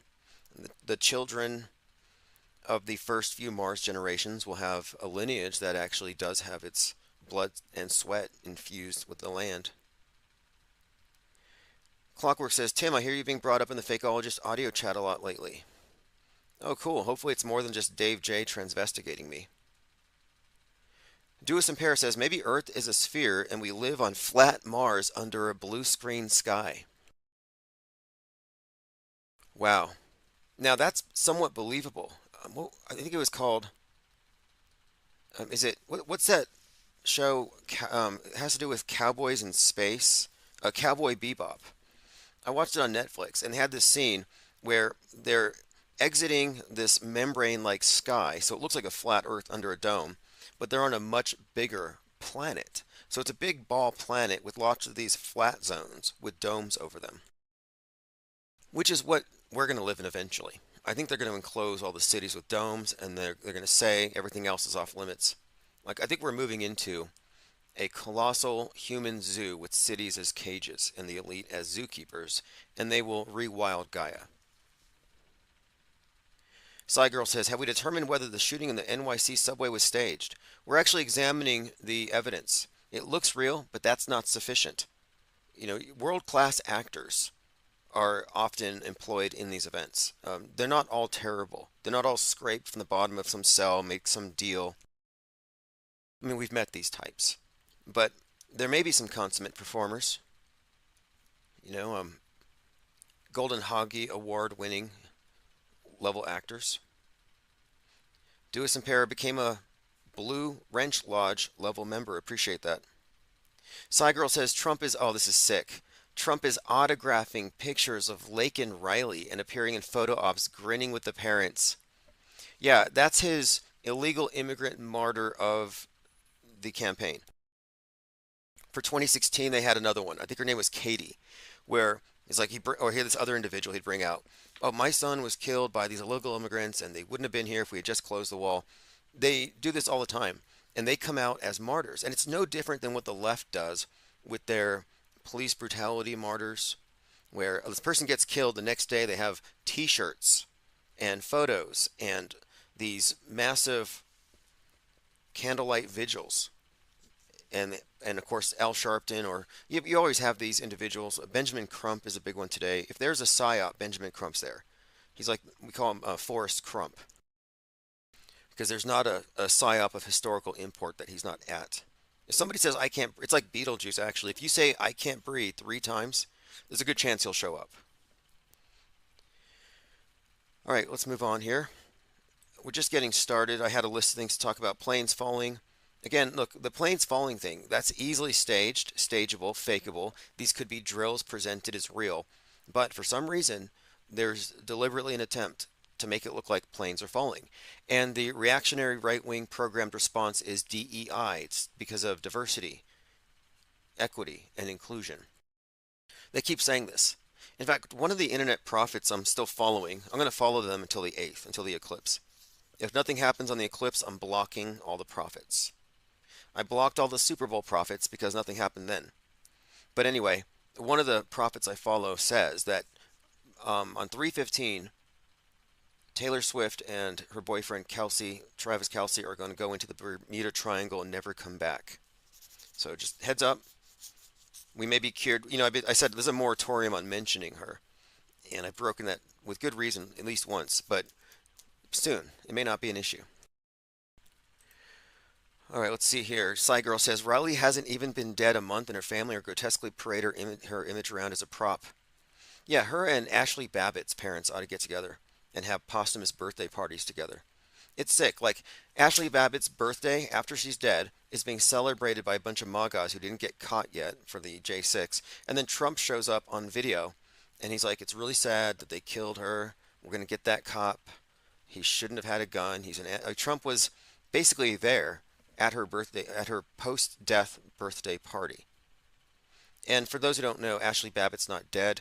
I'd reference everything wrong with the Capitol Hill riots in 21 minutes or less. It was staged. There's jump cuts. There's really choreography there, really poor choreography, but there's also squibs being employed. And the people there, all the different live streamers, are all plants. J6 was staged. It was simulated, not stimulated. It was a simulated riot, not a provoked, not a stimulated. You had Baked Alaska. Oh, this guy's a Fed, pointing at Ray Epps. No, it's a Fed calling a Fed to throw off the truthers. So they don't realize that the people leading this thing, the lead characters and actors, were all Feds. Real people didn't have time to get there before the majority of the action had already taken place. They were at the ellipse 45 minutes away by walk. So it was a close set.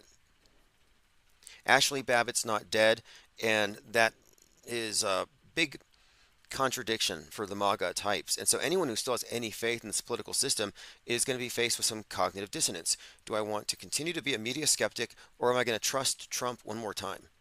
It's like a casino, like a slot machine. Just keep pulling the lever, keep losing, but the next time we're going to win. It's the gambler's fallacy. You're never going to win. It's a losing game. The only way you can win is by not playing. It's the only winning move, as they say in war games. We're looking at an alternate reality game that encompasses billions. All right, continuing here. Diana Southard said, remember the previous made crosses with the victims' names. I did some research on that, and there's one guy who does all the crosses for all the school shootings. He does all the names for all of them. That's like, I don't know how many, hundreds easily. But, he sends them out, and I'm like, this is strange. Like, I wouldn't be surprised if you go to like a big middle school or a high school, you go to the janitor's shed in the back, you might find a huge collection of crosses with a bunch of names on them for some future planned psyop. What a gig. Probably a government contract. All right, let's continue. We're going through my notes here. Again, I have a list of things to talk about. We can talk about any of these things. We'll get to all of it here in due course. CNN did a big hit piece on chemtrails, and it coincidentally follows a lot of the arguments I've made. And I've made my point clear. It's just all climate change. That's where it's led a lot of people, but it's worse than that. But I don't want to spend a lot of time on it today. Only to point out that the Twitter sphere, the X sphere, is full of chemtrail propagandists, and they all have the same kind of approach. Some random name, random numbers, anonymous, huge accounts. So it's really something that's artificially propped up, FYI. Okay, the new Fallout is going to be on Amazon soon, and it's all about Vault 33. A lot of propaganda in the news like this. Breaking, 3 people shot and killed in Falls Township, Pennsylvania. Shooter armed with rifles may have carjacked person. Shelter in place sent to residents. So sheltering in place has now moved from sheltering in your classroom to sheltering in your home. Very interesting developments here. We saw this last year in the summer with Robert Card, who shot up the bowling alley, which of course had all kinds of fascinating connections to Bowling for Columbine, and it contained all these elements of locking down various towns. Okay, so here's the story. Breaking: the subway rider who shot a man on a packed Brooklyn train, causing people to take shelter Thursday afternoon, won't be charged. Another use of that word, shelter. Got a message from Mr. Trustworthy, who knows the subway. He says, it happened exactly where there's a transit police precinct. Transit police precincts at subway stations are highly atypical, so happening there is the odds of winning a small lottery, probably less than 1 in 33 odds. I notice psyops happening at all those particular types of stations, though, namely 14th Station Union Square in Manhattan, where I think someone was pushed on the tracks. And a lot of crime happens at or around that station, which is a very nice neighborhood, so it's not the area to blame. Interesting. You always find drills adjacent to these events, whether geographically or within a time span and really close by. Very common thing. Again, we're looking at this event involving, here it is, a man shot in head in Brooklyn subway during rush hour, one person in custody. Now, same commenter, it said, only half the train seemed crowded. I don't even think New Yorkers would be acting like this if the cops were already on the scene. Why are they huddled in only one half the train? Why is half of a, quote, rush hour crowd empty? My guess is staged movie production. It looks and sounds like a Hollywood movie. And Synchromorpheus again pointed out that one of the principal actresses in this scene, or alleged actresses, the one with sunglasses, was screaming "Get out," which is a phrase that references not only Jordan Peele's work and the Jordan Neely subway psyop, but this right-wing talking point of "get out of the cities because of the subways." And it's been part of this racially divisive psyop. But again, interesting. I've watched the video and it seems fake to me until proven real. I'm going to go with or lean towards fake. It's certainly fakeable, but at the same time, it's not that extraordinary.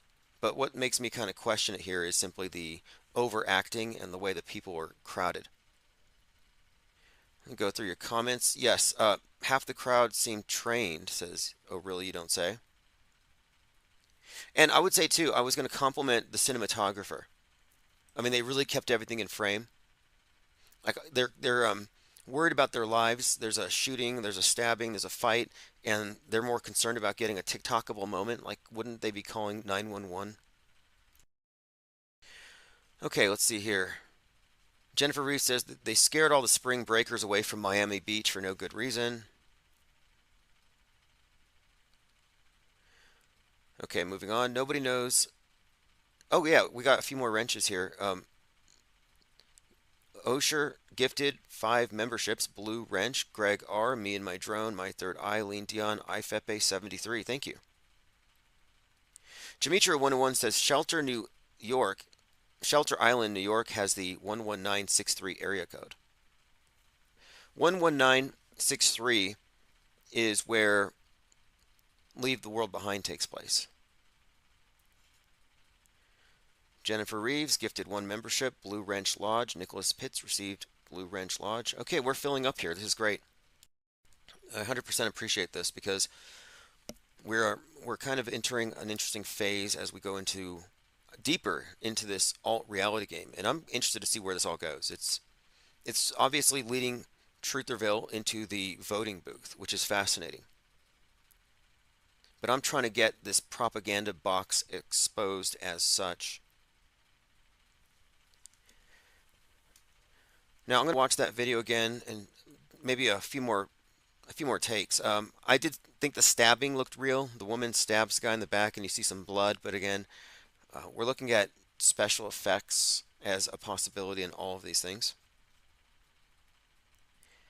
News from Ryan Garcia, quote, I know for a fact who killed Tupac. I think they pulled him off social media and they're attempting to get him pulled in for a psych eval.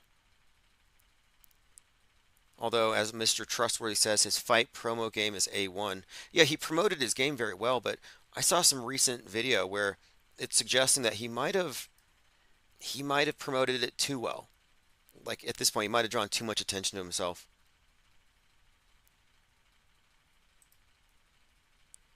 Mango Penguin says, I mentioned your society in the Pepe chat. Oh, the frog worshippers. So there's some meme magic there. Okay, here's Elon Musk on X saying something kind of adjacent to what we often say. I pointed out last week how he said people who still follow legacy media live in an alternate reality. And I'm like, that's dangerously close to what we talk about how, yes, we're looking at an alt reality game, a sim, that your mental construct, the map, is not the territory at all, but you wouldn't know because you live in a self reinforcing echo chamber. Well, Musk comes out and he says, teach people to hate themselves and their history, and they are defenseless against mind viruses. They can be reprogrammed with ease. So, what is he saying here? Well, I think he's talking mostly from a political perspective about maybe Westerners or Americans perhaps accepting the scapegoat status for so long that they are allowing themselves to be the scapegoat for everything wrong with the world. I mean, I could see that being a part of what he's saying. Defenseless against mind viruses. And then he goes on to say they can be reprogrammed with ease. So this shows you here that he's actually an activist. He's using X to reprogram all of these self-hating Westerners who have taken the blame for everything, the weather especially, climate change, but everything else, everything systemic, everything they didn't do, everything that people who look like them did a few centuries ago or something, which is dumb. I mean, I have a question for racists out there, or people who believe that you can punish people racially collectively. Do people reincarnate in the same race? Because if they don't, then none of that has any legitimacy. If you can't prove that we reincarnate racially, then collective racial judgments and grievances have no validity. I mean, there's a point where it's a little too nebulous for me to go with here.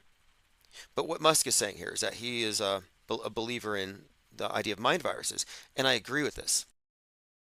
And when I look at the term mind viruses, I'm referring to catchable ideas, but only by people who are susceptible to it because of whatever, their preparation or their lack of mental immune system. And it is my contention that the general public has what I call MAIDs. They don't have a functioning immune system when it comes to the basic premise established by the news media. Everything they see, they believe. They catch every mind virus. They have MAIDs, mind aids, is what I mean. And the point of it is, the elite, and this would include the people who control Musk, his puppeteers, they don't want to cure mind aids. They want everyone to have it. The public education system is designed to give it to you so that you will always be susceptible to programming. The immune system I'm talking about is simply skepticism and a rationally parsing of the facts without accepting anything just because it's current. So, in other words, critical thinking with regard to the premise established by mass media, it just doesn't exist. They don't want you to have that immune system. Like this mind war inoculation that we pro-offer here at Infinite Plane Radio isn't handed out anywhere else.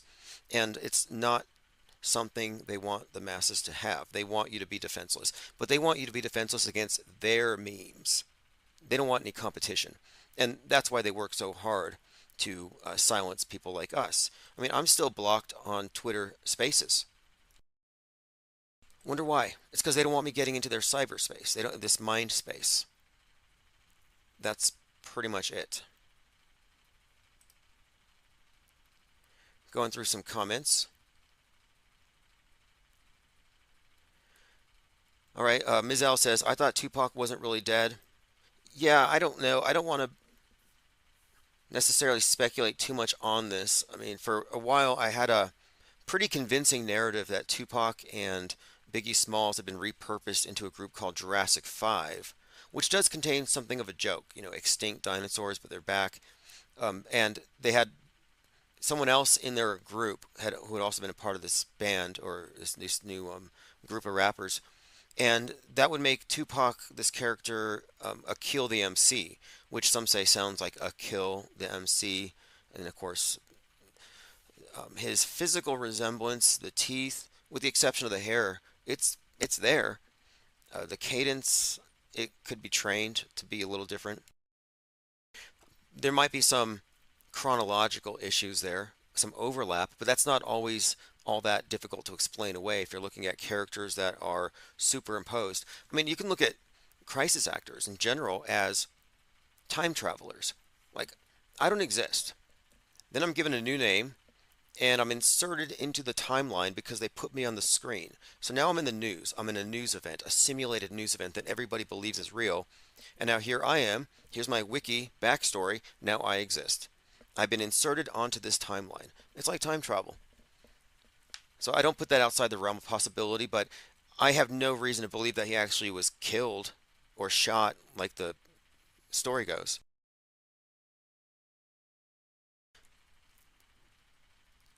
Mango says, Pepe aspires the truth, my friend. Now I got my sight in circulation, resurrecting poetry. This is only the beginning.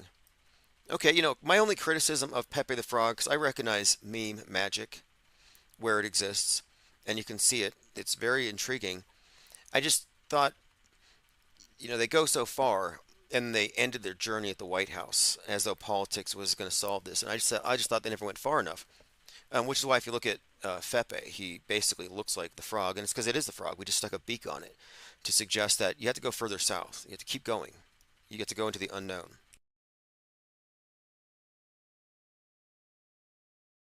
Okay, let's see what else we have here.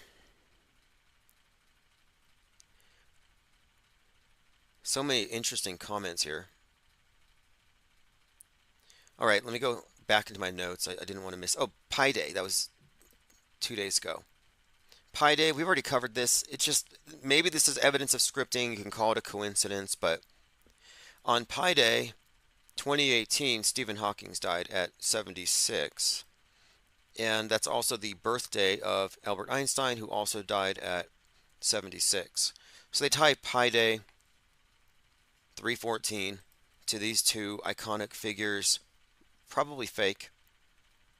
Okay, here's what I want to get to. Dead satellites falling to Earth could weaken its magnetic field. Satellites, this is for those of you who are auto believers, those of you who still believe what you see on the screen, who haven't moved past it, who haven't stepped outside of it, this is a simulation. This is a cartoon. This is an artistic rendering. This is not a photograph of satellites falling to Earth. You have to tell them. You didn't know that, right? You have to almost hold their hands. A lot of these reality impaired types, you got to hold their hands.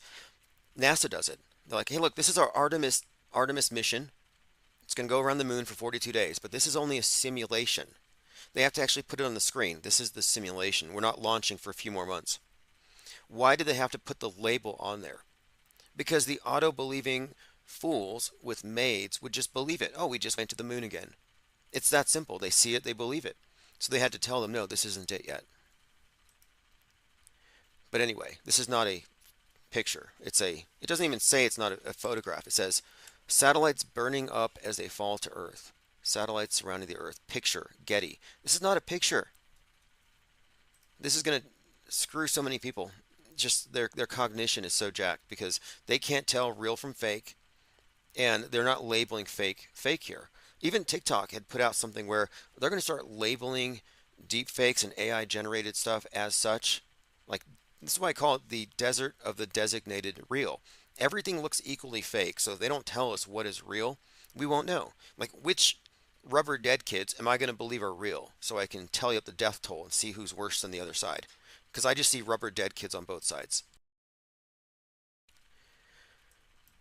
Under a worst case scenario, they could strip away our atmosphere. So let me just bring this up, because we're talking about mind space and outer space, as in the mental space, the cyberspace, Twitter, X, the commons, where our thoughts go out and could be spread to others. It's been contaminated by Elon Musk and his mind junk, his memes that are meant to reprogram people, but they're all alt-right stuff. So what we're looking at here is a similar story, as above, so below. As the richest man in the world contaminates outer space and starts destroying our atmosphere, he's destroying our collective atmosphere mentally. And I've been saying for some time that NASA has always been about mind control, our mental climate. And climate change is heating up because of people who don't believe the news, misinformation, because of right-wing ideas. That's the scapegoat for climate change, etc. So our internal climate needs to be also cooled. We need to get rid of these ideas so we can cool the climate. This mirroring of as above, so below with their narrative is deep.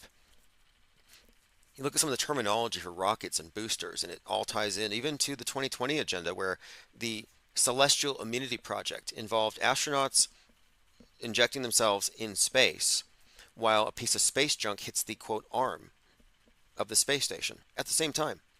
So it's like the arm got vaxxed, but it also highlights the need to clear out a space of junk. And junk could be symbolic of things in our collective bloodstream or circulation that need to go.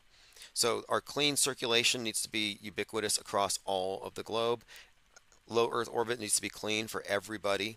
And cyberspace needs to be clean for everybody. This is a multi-layered agenda, but it leads to one thing. We're living three. Purification process.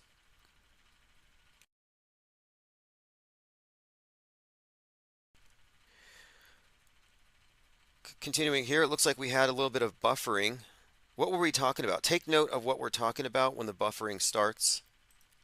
I don't have too much more to say about the dead satellite thing other than to point out that there's a connection here between mind junk and space junk, because outer space has always been about mind control. They're not taking you to Mars. They're convincing you that the way they're projecting that we'll live on Mars is the ideal way to live here on Earth. And look, once they get us all into our Mars bases, these enclosed cities, they can rebrand it Mars, retroactively change all the news. Like I said earlier, basically a forced transition. We will be Martians. And who knows, they could execute you if you say otherwise, turn you into Astrocrete. Let me see if I can find the Mars base advertisement. Like, I really want these gloating glurfs to go first. What I mean by this, these are individuals who are out there basically flexing on Twitter. Look what Pope Elon did, and they're showing this unbelievable cartoon, even less believable than Starman. And they're like, take that, flat earthers. I'm like, take what? It's another cartoon. Like, I don't even find it convincing.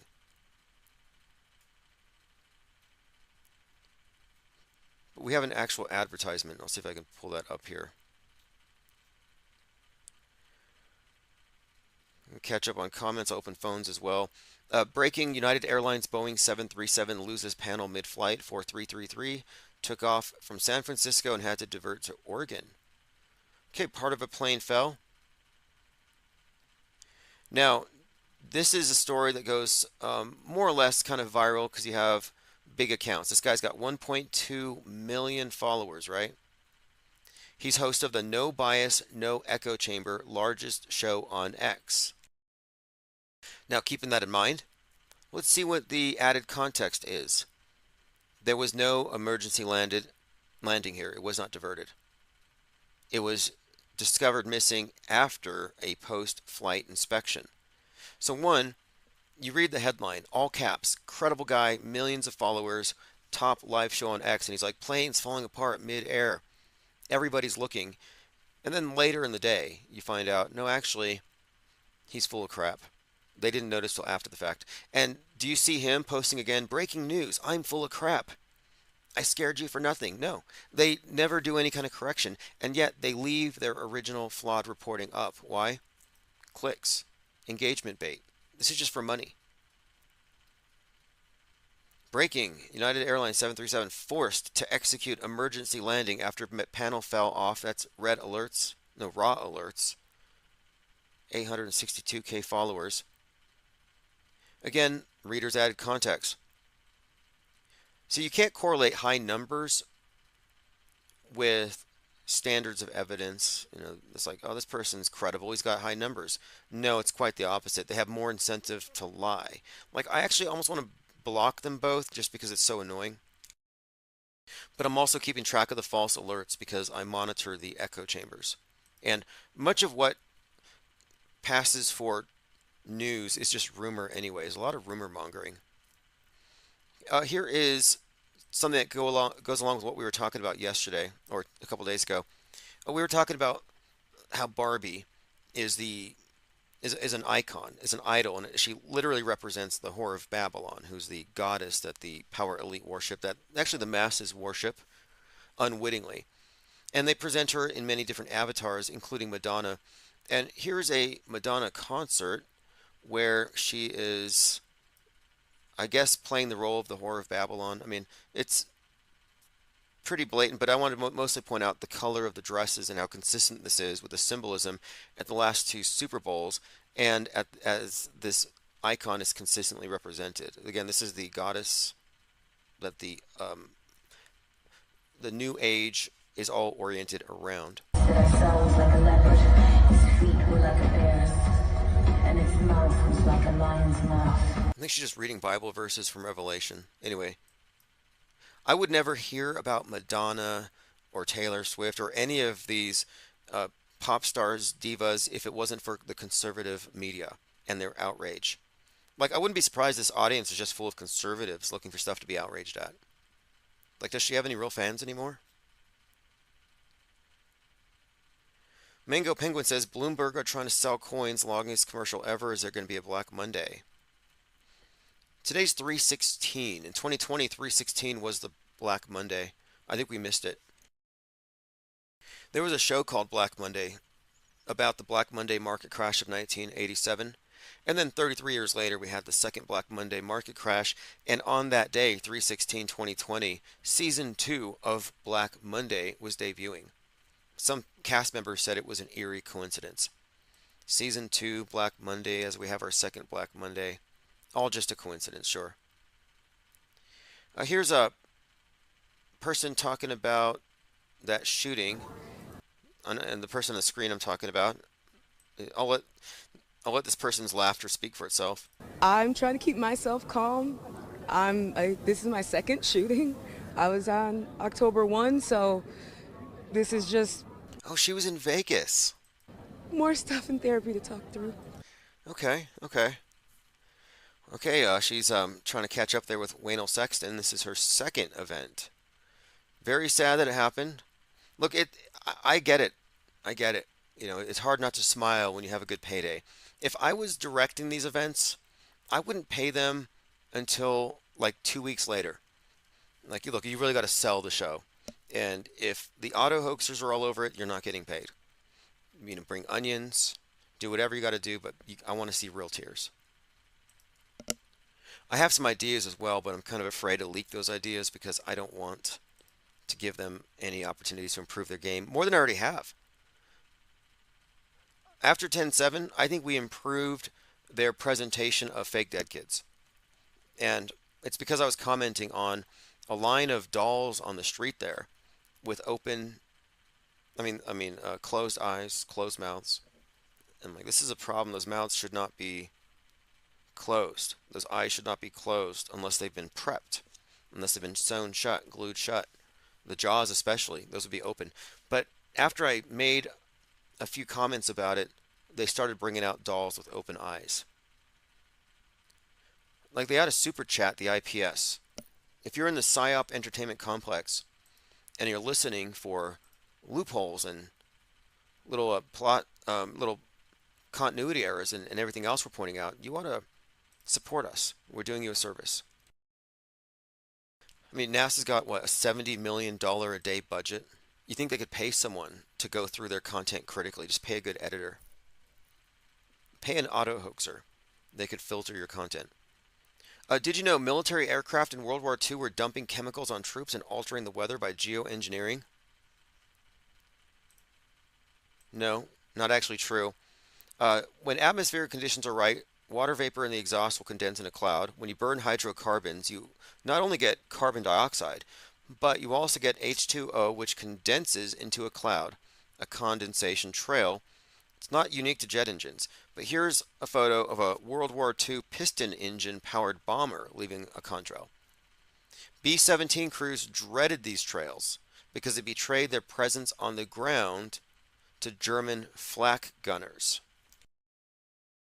So for all those who say that when they were kids, they didn't have these and they didn't have them in World War II, yeah, they didn't have them in World War II because they steadfastly avoided those conditions that would produce them because it would give away their locations. They deliberately avoided these. You know, I actually listened to a short podcast today where a chemdoozler was saying something about the Appleman chart and how the Air Force avoided these areas. And it's like, yeah, they avoided the conditions because the conditions cause the effect. It's not a spray. But if you're going through this area and you're going to have hot jet exhaust behind you, you're going to have a column of hot air, which is also being subject to the wingtip vortices, which explains its appearance. But anyway, this again is a photo, and there's more photos for anyone who says that they didn't have these in World War II. Yeah, there's a really good reason why. Another picture here. What are they spraying? That's not smoke. It's water vapor from burning methane condensing into a cloud in the cold air. Again, today's 3/16/2024. It is Infinite Plane Saturn Day. We're kind of catching up. It's been a interesting news week. A few new developments. The next thing I'm really watching for, of course, is the upcoming eclipse. A lot of people have put their... Did we get cut off? Did we get chopped off of YouTube? It looks like we might have been. Let me check my email. Did I say something out of bounds? Now live on your channel. Looks like everything's good here, but it looks like we might be having some kind of gremlins in the system here. All right, well, I don't know what's going on with the phones. With the tubes here. But it looks like we might actually be offline. If there's anybody in the comment section, anybody out there with a pulse, just say hello so I know that we're still sort of live. Fascinating. Not sure what happened. It looks like we've been truncated. That's okay.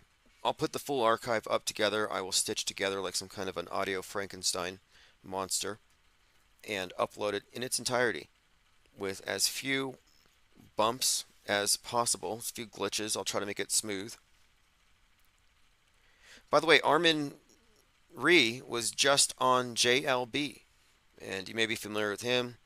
We spoke last time we were on Discord, but if you haven't checked out the last John LeBon, I think I put a link in the Insider in our X group. Let's go ahead and reboot.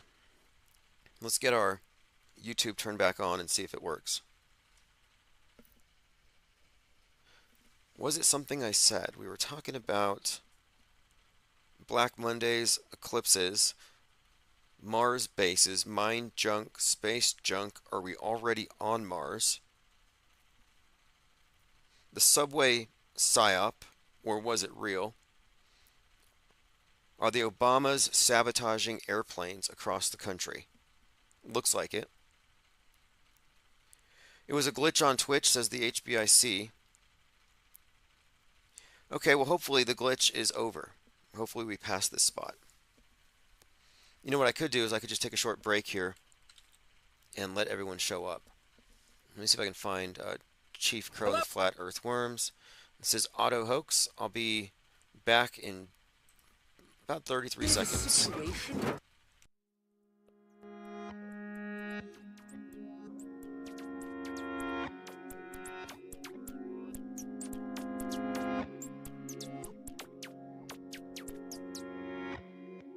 I'm on Auto Hoax, and it feels so good. You just auto believe everything like I knew that you would.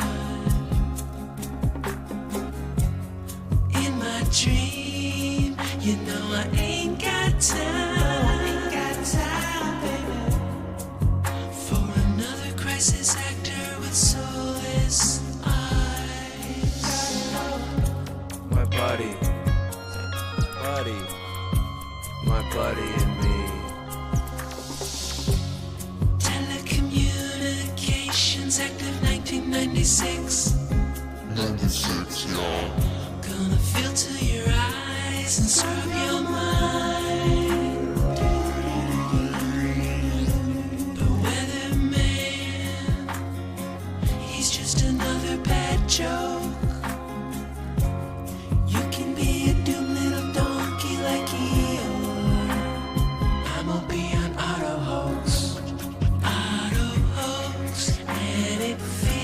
feels so good. Yeah, yeah. You just ought to believe everything like I knew that you would. Like I knew that you would. In my dream. Okay, as I said, I'll stitch together all the clips. So every time they glitch us out here, we'll fix it. Gremlins chewing through the wires of the local 5G tower. Alright, this is take 2. I think Twitch was stable. Adoria the Explorer says I can hear you live on Twitch but not YouTube. Yeah, it seems like Twitch is always stable. Odyssey didn't have any breaks. So no big deal. Again, I'll put it together at the end. Here's a tweet I got from one of the skyphobes, Dan Stevens. One of my favorite ones. This guy is like the Greta of chemtrails. He says, stop chemtrails, stop HARP, genocide. Genocide, planetary genocide. Yeah, so this guy's convinced that we're being genocided. But he can't be pressured into, I don't know, filing a class action lawsuit against the airlines. Like, this is beyond hyperbole. And if you say anything about it, you're a troll. But there's so many people who go along with this. Okay, this is one that is probably real. Well, not real, but this is probably not an exaggerated story. There's no community notes anyway. It seems somewhat believable. Boeing 787 nosedives caused by flight attendant bumping the cockpit switch. Again, this is TMZ, which, you know, anything that comes to TMZ is likely a psyop. It's all tabloid. An innocent flight crew mistake likely sent the 787 into a nosedive that injured dozens of passengers. Wow. Are they all going to get paid?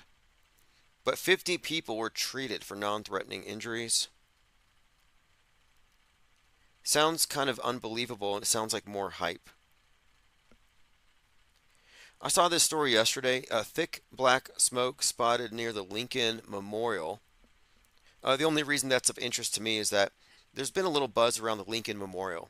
Some pro-Hamas protesters dumped red paint on the iconic stairs the same day that a sniper in Prague left blood on the stairs, iconic stairs, and it was all mentioned at the same time. And of course, the connection to Lincoln. And at the same time, Biden or the administration had just removed this post-Civil War reconciliation memorial. And this is all coming up with the Civil War talk.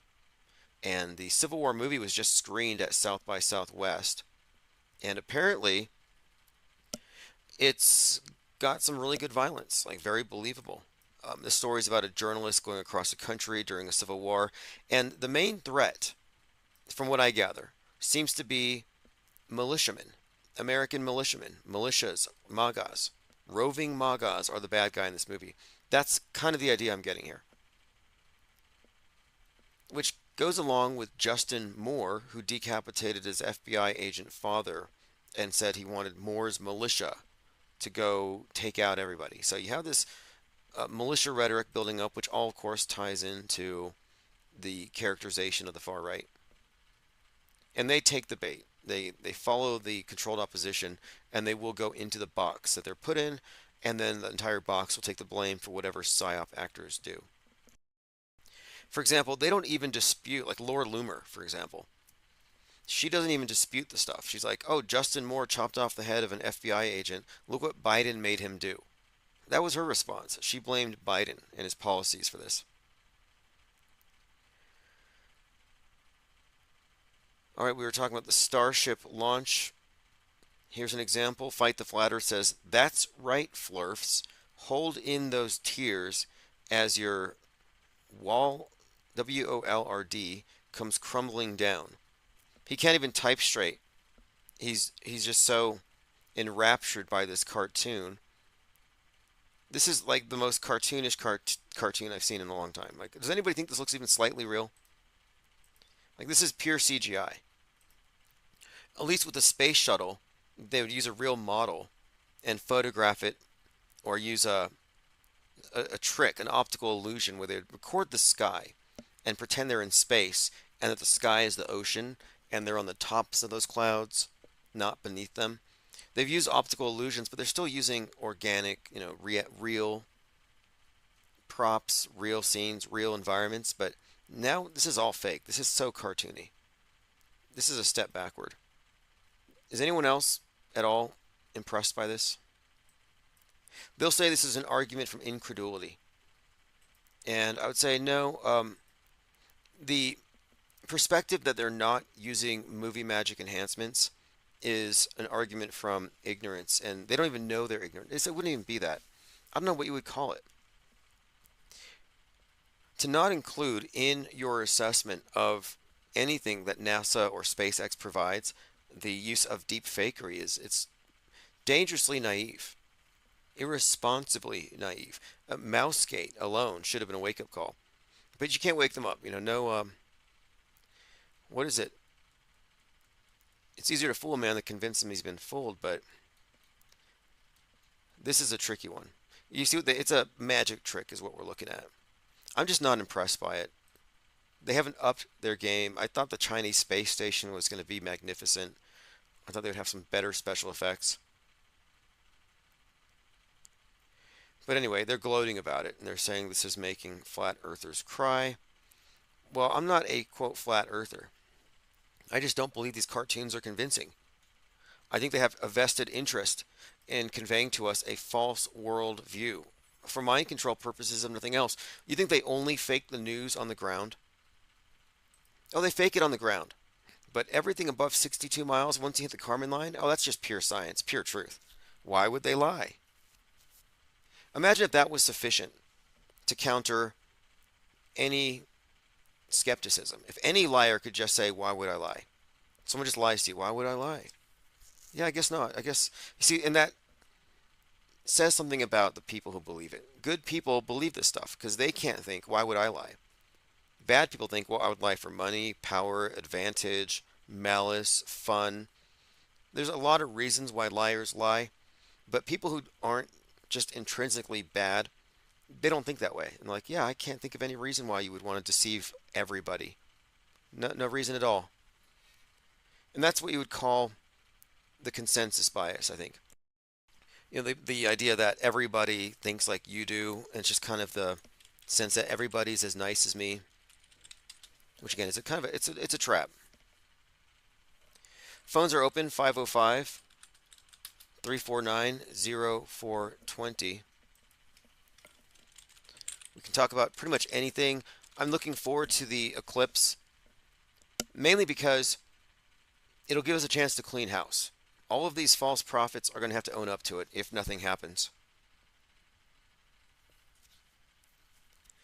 As in, this will be proof that I'm right, that we're looking at when it comes to gematria-based calculations or calendar dates separating events used to predict future events. I think I've made the case that what we're looking at here is the implementation of the Texas sharpshooter fallacy.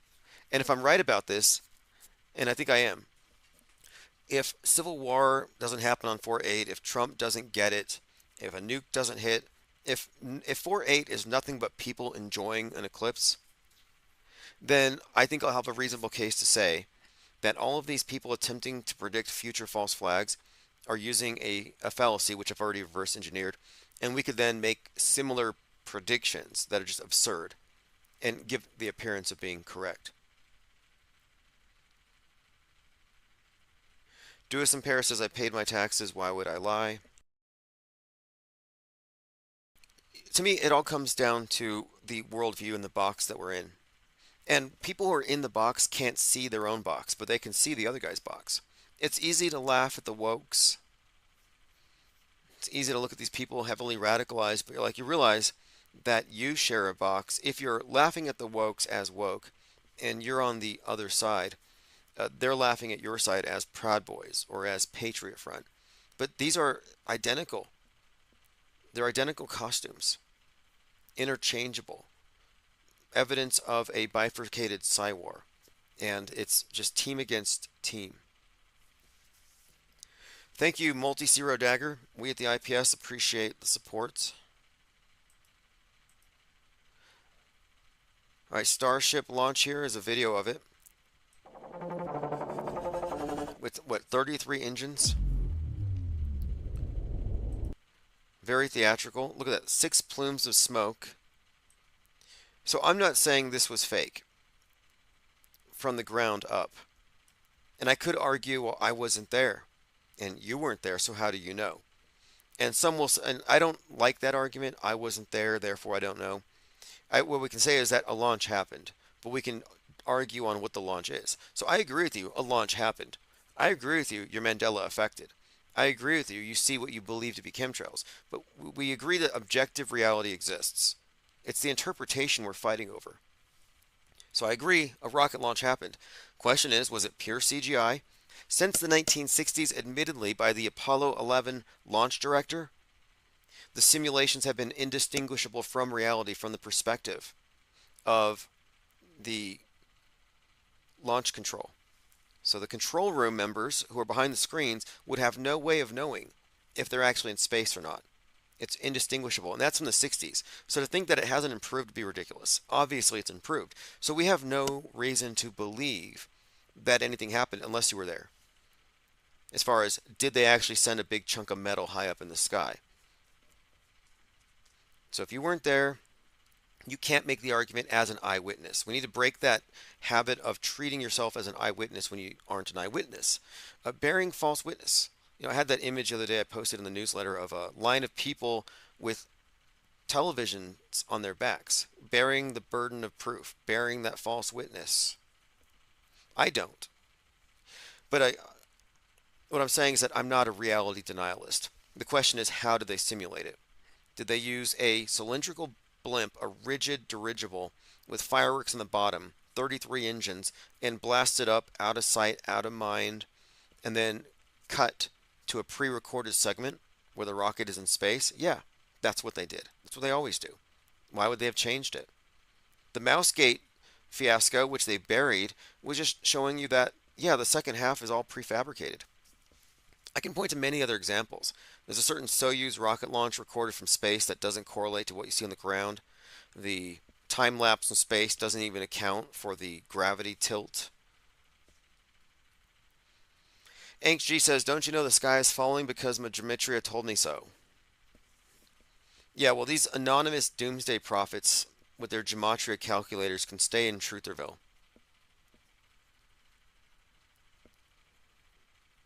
There's a reason why I'm studying them so closely. Because sometimes I find patterns useful. And I'm like, okay, I like these patterns. This is neat. However, the problem is we're examining patterns as they appear. They're introducing more and more. And their argument is that this is so complex, man could not have done it. These coincidences are so great that only through using the language of Kabbalah and God and these mystic calculators can we see the big picture, and it's huge and it's big and it's AI, it's an alien, it's... No, I'm sorry. What they're doing here is they're mystifying a very simple to understand propaganda technique, repetition. Hey, we're going to fake nuke them again sometime in 2025, and we want them to accept it as inevitable. What can we do? We'll have it in all the news stories as a threat. Have it in all of the science fiction movies. Constantly refer to it. Put it in all the fiction, put it in all the video games, make this the worst case scenario in all movies, so it's always there as a backdrop. Simulate it convincingly in a blockbuster film, make everybody watch it. Sear the image onto their minds, accompany it with the fear, give them a character like Putin to constantly dangle the nuke threat. Eventually, everybody's believing it as plausible, inevitable even. Then when they say, oh, it happened, we're like, oh, we were expecting that. They're setting our expectations. It's as simple as that. Man is writing the news in advance, and man is experiencing it. Not everybody is in the know about how scripted it is. But the scripting is easy to understand. It's just propaganda. Why would they limit themselves to real-time propagandizing us and trying to convince us of things real-time when they could take even greater levels of control? Editorial control. They edit, they curate our realities. But to throw in all these additional, quote, proofs of some kind of order is what I'd call an example of the Texas sharpshooter fallacy, meaning they find a lot of hits. So if you were to take a gematria calculator and go through 1,000 Wikipedia articles, you could find 10 or 15 hits that specifically tie into what you're talking about. Now you draw a circle around that and a bullseye right there, and you're like, look, I got 5 bullseyes. I've established a pattern, and there's no way that these are in any way organizable by man. This could not be orchestrated. This is synchronicity from God or a higher power. And right there, what you do is you're like, pay no attention to the man behind the curtain. The Wizard of Oz is real. Let's take it literally. Let's fall for the second, what is it, the second law? Arthur C. Clarke. He's like, any sufficiently developed technology is indistinguishable from magic. Let's just consider it to be magic. And I don't agree with that line of thinking, obviously. Like, if you're at a magic show and you can't figure out how the trick is done, is your default position, oh, it must be magic? No. It's, wow, I can't figure out how they did that magic trick.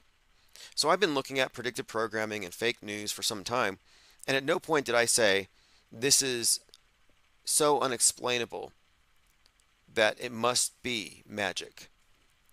It must be collective manifestation. Like, these are all ideas that are fascinating to entertain, but when it comes down to it, when we're actually examining the facts, Occam's razor kind of helps here. The simplest explanation actually suffices. We don't need all this extraneous stuff. All of the patterns are a testament to how scripted it is in its storytelling. I don't think we need to make it any more complicated. Moreover, I don't think we need to exonerate media. Part of this idea that all this stuff is just synchronistic and organically happening and it happens to fit these patterns is that the media are objective reporters who are just, look, events are happening, let's go record it and tell everybody what happened, let's show them. That's not what's happening. They are creating these events. They're prefabricated. It's not even a stretch to say that they write our news in broad strokes 50 years in advance. 9/11 was planned at least 30 years in advance. Not every single news story, but as an umbrella, big stories. Like, for example, by 2030, climate change will be this bad. And they're projecting this from, let's say, the year 2000. By 2020, we'll have to prepare people for this big event. So we're going to have a lot of zombie movies to program people to run into their homes in quarantine. You see what I mean? If you look at their propaganda and the zeitgeist that it creates, or how it paints up the zeitgeist, you can kind of see how it mirrors, like they say, life imitates art, but the art I'm talking about here is the psyops. Life imitates psyops. And the psyops imitate the art, and that's because they're from the same place, the psyop entertainment complex.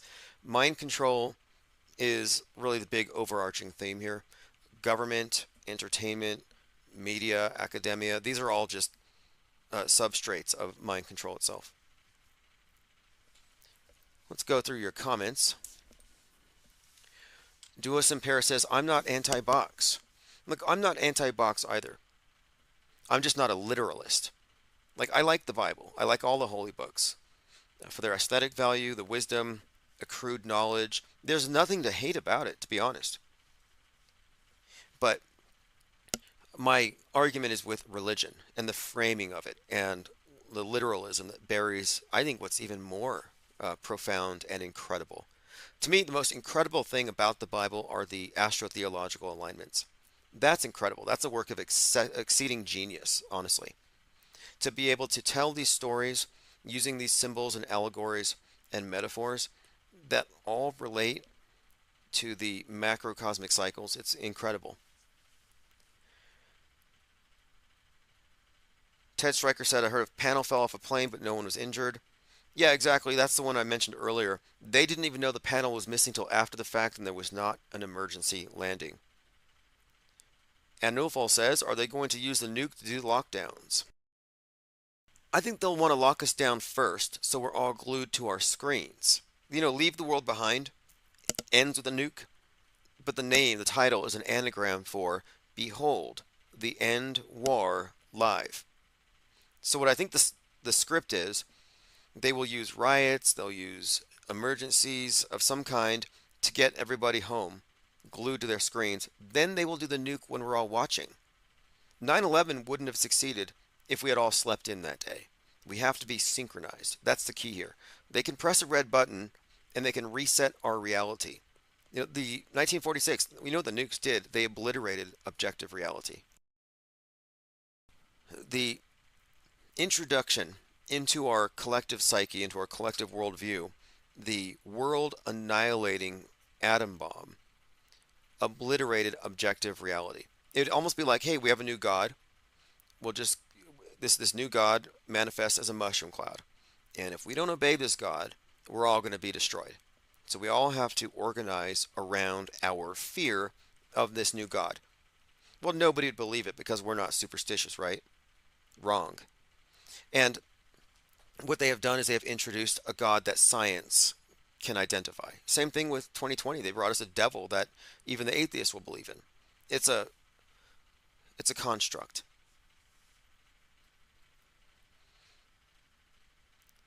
Okay, moving on here. Dwayne Garrett says, I'm convinced they steal fanfic conspiracy theories and use them against the people who create and believe in them. Essentially, they're writing their own horror movie. Yeah, they take inspiration from us. Well, I've been reading up on this concept of hyperstition, and I think it has great explanatory power for what we're talking about. Because what you're talking about isn't that what we believe becomes real. I mean, 7 billion people believe man landed on the moon, and it's still fake. Yet, it exists. It's real in our worldview. It frames the collective accepted frame of reference and all the art that's created, all the science. Everything's in that box. We live in a propaganda box. I mean, some of us have transcended it. Some of us have stepped outside of the screen. Some are still saddled, anchored to a few narratives, tethering them to the false construct, but they're cutting away, I believe. We are a breakaway ecosystem. But this idea of hyperstition suggests that if something doesn't exist, but a lot of people believe it's real, and they're given a lot of feedback to reinforce it, and they act as though it's real, it becomes real. Every single religion, you could say, is an example of this. And it doesn't even have to manifest in an actual like egregore, like something is actually there. But the belief in it creates the infrastructure for it, and most people get their reality secondhand anyway, so it might as well exist. It's really incredible, the power of belief and the thrall it has over man, over humans, over how we're just subject to this stuff. You see why non-believers are, I think, ubiquitously hated. You see, we're not conspiracy theorists. If you're a skeptic, if you're an auto-hoaxer, you're a non-believer in the de facto state church's mythologies. You don't trust their priesthood. In fact, you don't believe in their God construct. You're an atheist to their false God, and they hate you for it. I mean, look, they try to take away your free speech, a fundamental human right, and they want to cover your mouth. When I first saw the face diaper, I was like, yep, that's an emblem. It's a symbol. It represents something here. And it's about not spreading those mind viruses. Only state-approved mind viruses.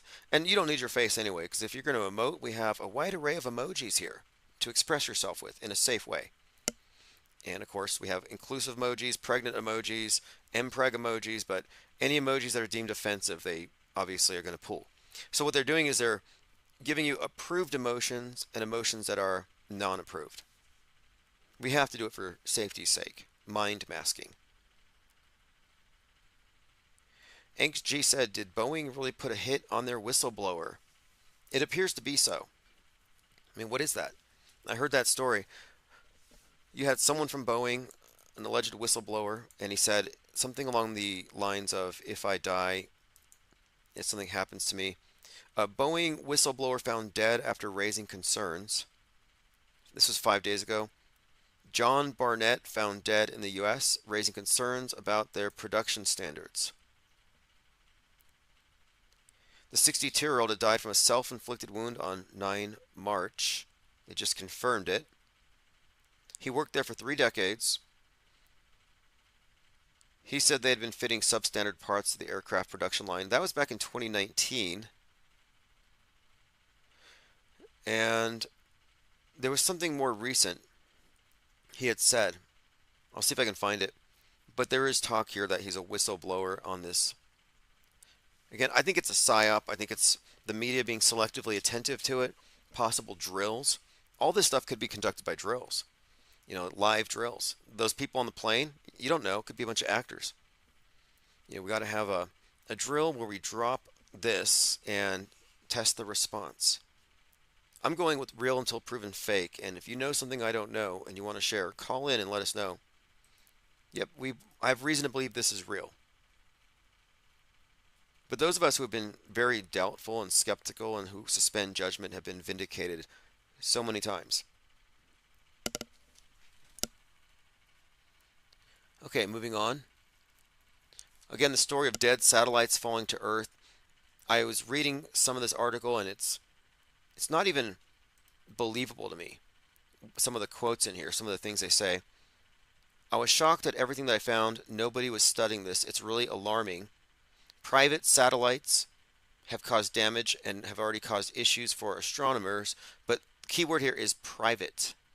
You see, we're talking about the richest men in the world screwing up space for the entire world, for everybody else. But I was going through some of the pull quotes. I have some quotes here for you. I was going through this article, and some of the statements they make seem like hyperbole. We've never seen this. But what they're saying is that all this spacecraft dust, all of it's going to end up interfering. Says the increased levels of radiation could strip our atmosphere. Good to know. Musk, again, scraping away at the atmosphere, even as this spacecraft dust is tearing away at our skies.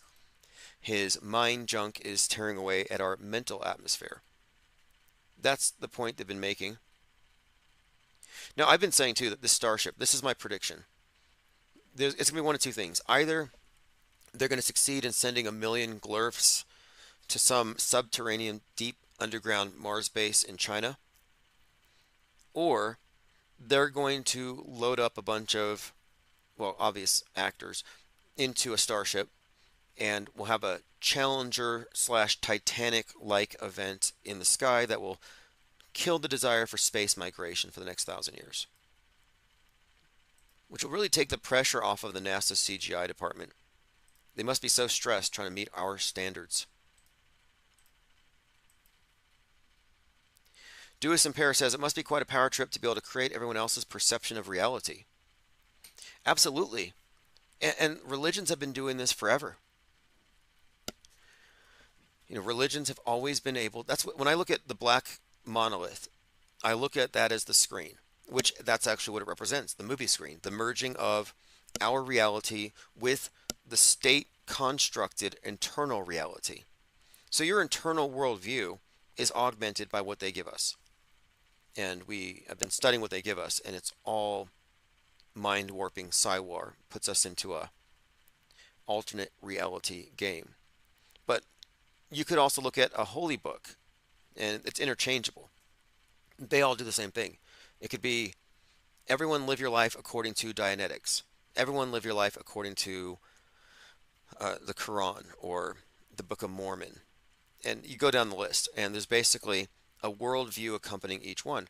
And if your basic premise is everything in this book is necessary to know, everything outside of this book is heresy, we don't need to know, and you create a closed system, you would have completely different results. These are world views. This is like a doomsday cult in a bunker. It becomes an echo chamber, and of course, these, like a church, for example, for a temporary time on a Sunday, becomes a literal echo chamber, where it's only about what's in the book. You're not mixing it with other stuff.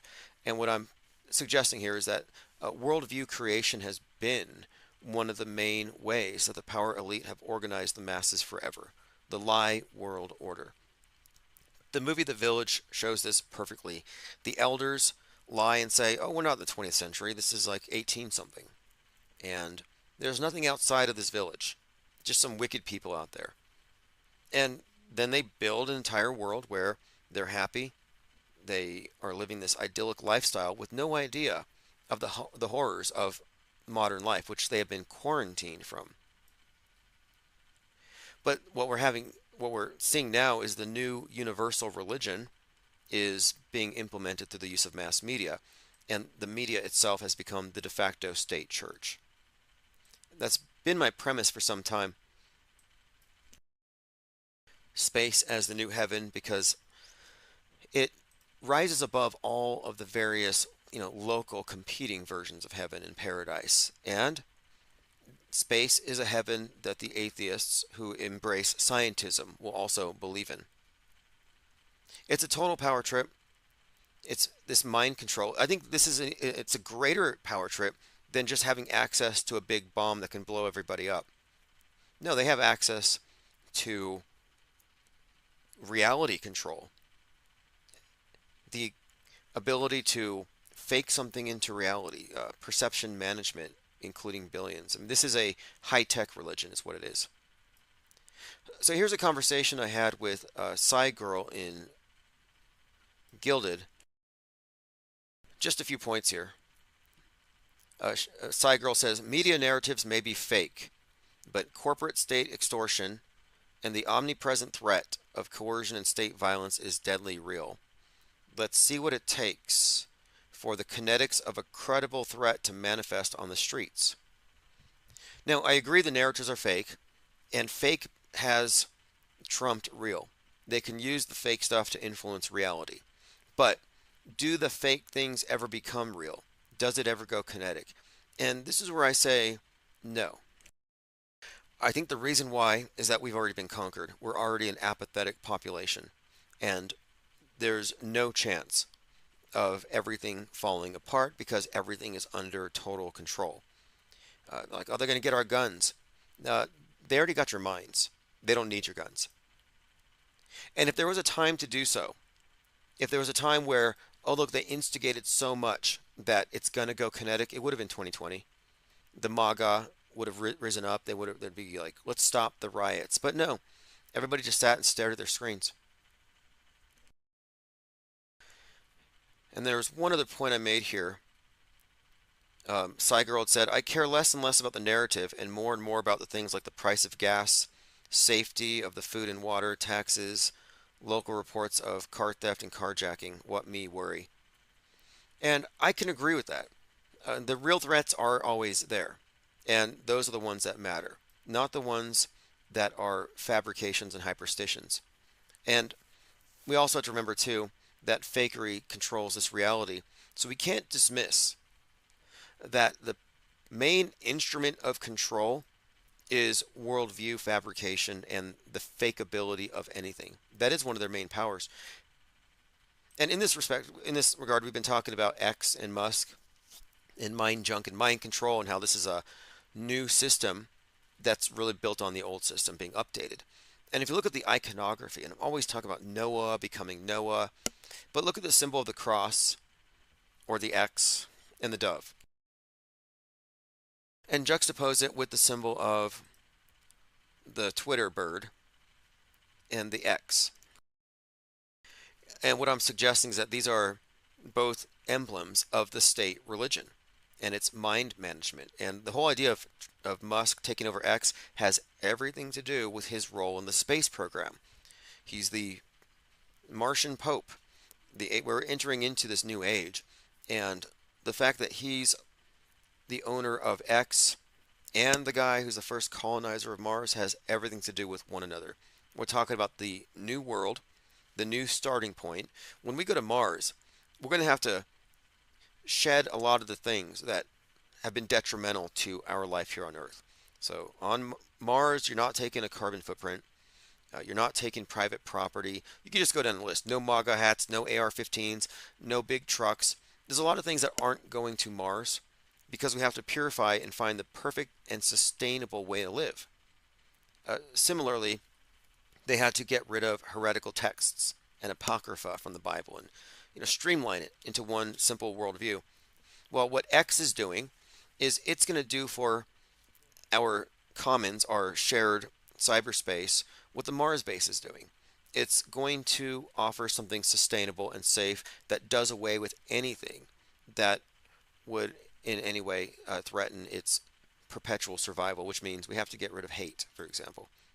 And even though Musk is here opening the floodgates to hate. I think ultimately he's a fall guy for free speech. And they're going to say, look, you let the richest guy in the world ruin outer space with all this space junk. You let the richest guy in the world destroy this public town square, this public commons.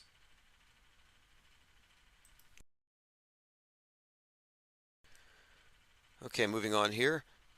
Toronto police tell residents to leave their car keys by the front door to avoid confrontation with thieves. Quote, they're breaking into homes to steal your car. They don't want anything else.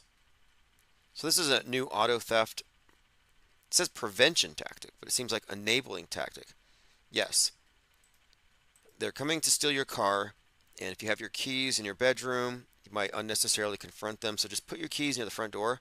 You might even want to label it. Advice for all vehicle owners. A message echoed by Toronto police speaking at an Etobicoke safety meeting last month. Constable Marco Ricciardi had a new message for vehicle owners who keep their fobs in Faraday pouches. To prevent the possibility of being attacked in your home, leave your fobs at your front door. Because they're breaking into your home to steal your car. They don't want anything else. A lot of them that they're arresting have guns on them, and they're not toy guns, they're real guns. They're loaded. That's why Galinsky says they will be installing the door stops and taking YPR's advice seriously. But she'd like more action from police. All right, there you go. Do they have any helpful advice that would make it easier for pickpockets to get into your wallets? Very interesting. Maybe we should wear our passwords on our shirts. You know, our maybe even our keys for our different crypto wallets, because you wouldn't want, someone to be inconvenienced while trying to mug you.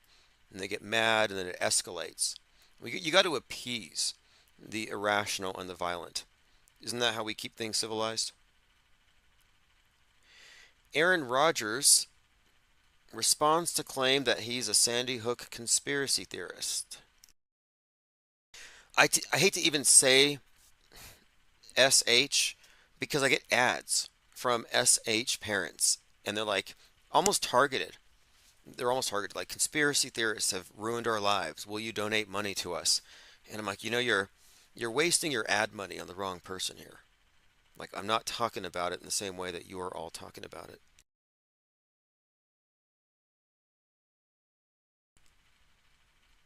Dimitro 101 says, put all your valuables in a basket and leave it on the deck. Yeah, that's what I would do. I would just leave the keys in the ignition. All right, let's move on here.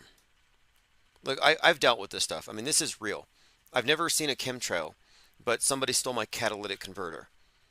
And then they came back and they tried to steal my car. And they actually try to hotwire it. But I have a club. I'm in the club. I have one of those wheel locks. And if someone steals my car, they will send me $2,000. Like, they're so confident that nobody can steal it now. But we've had issues with that here. And that is real. Like, I'm not a denialist. I do believe that there are, I know for a fact, that there are psychopaths, that there are unbalanced people who do represent a threat to us. But I do not feel threatened by any of the media constructed bad guys out there. I'm not worried about bowl cut shooters, for example. And if you subtract all of the things you're supposed to fear from nukes on down, you're not really left a lot of things to fear. And what's so bad about that? Is it that you're not in a state of readiness at all times? Do you need to be? I would say no. I think part of the purpose of the Psywar is to keep you cowed, to keep you on edge, to keep you in a defensive crouch, like being God-fearing. I was never God-fearing. As a kid, I thought the concept of God was scary, that he's reading my thoughts and all this stuff. And later, though, I started thinking, why should we fear God? Why should we live in a state of fear? And, I read that sermon, Sinners in the Hands of an Angry God, and you can see where people would arrive at this. Like, it's pretty terrifying from that perspective, but I was never really a God-fearing person. I feel like that's just a way for the church to get in your head and the pastor to make you think you're in the end times, so why invest in the future? Just give money to the church, etc. And they can keep this racket going on indefinitely, and they have. But then I think this may be the same tactic where the media wants you to be globe-fearing. You better recycle or globe's going to flood you. But if you don't believe in Gaia or climate change, they have alternative fears. So in all senses, you are always in a state of fear. It's about to go kinetic. It's about to end. The sky's about to fall. This is the worst time ever. It's about to go down any day now. FCC denies Starlink low Earth orbit bid for lower latency. So here it's already happening here. Space Wars. Elon Musk wants to launch more of his Starlink satellites in the same area where the space station is. Kind of close. It says here SpaceX may not deploy any satellites designed for operational altitudes below the ISS whose orbit can range as low as 370 kilometers. So far they have 6,000 out of 42,000 they want. What it says here, if you fill that region with tens of thousands of satellites, it'll put a bigger squeeze on them and compromise your ability to serve the space station. So Musk is about to block access to the space station. That's what they're worried about here. Now listen to this. There's a persistent stream of things coming down like old CubeSats and debris. It's a constant rain coming down. There's a constant rain of dead satellites. It says here, even if you're below the ISS would be within range of debris clouds for a collision at 350 kilometers. You would have a very violent collision, and that's what we're looking at here basically, is Musk is possibly going to get in the way of the ISS. So they can't let him put his stuff there. Aries 1 became a member. Blue Wrench Lodge, thank you for joining. And if you don't know the history of the Blue Wrench, when we started this conversation in 2016, 2017, the Infinite Plane Society chat room, I realized that this whole area of discourse was targeted by trolls and a lot of just people acting in bad faith who were just disruptors. And I thought, we're engaging in it's fun, but it's also kind of serious. We do have a point here. And we don't need distractions from the points that we're trying to reach. We're trying to get to some understanding. So we needed quality control.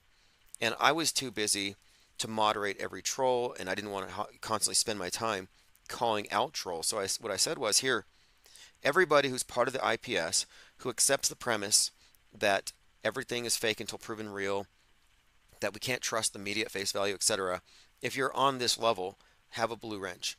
You're a moderator. So we had a chat room full of moderators, hundreds at one point, 400 wrenches in the room. And the rule was, anybody who comes, we have enough people. We don't need anybody else at this point. So if anyone shows up, ban them immediately. And if they really care, if they really want to be a part of this discussion, they can email me at infiniteplanesociety@gmail.com. I will pull them out of the dungeon and give them a wrench. So every new person would show up, get banned, get pulled out, and then be moderated.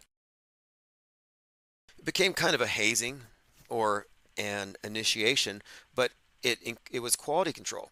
That's what created this think tank, because now we got rid of, and it wasn't about everybody agreeing.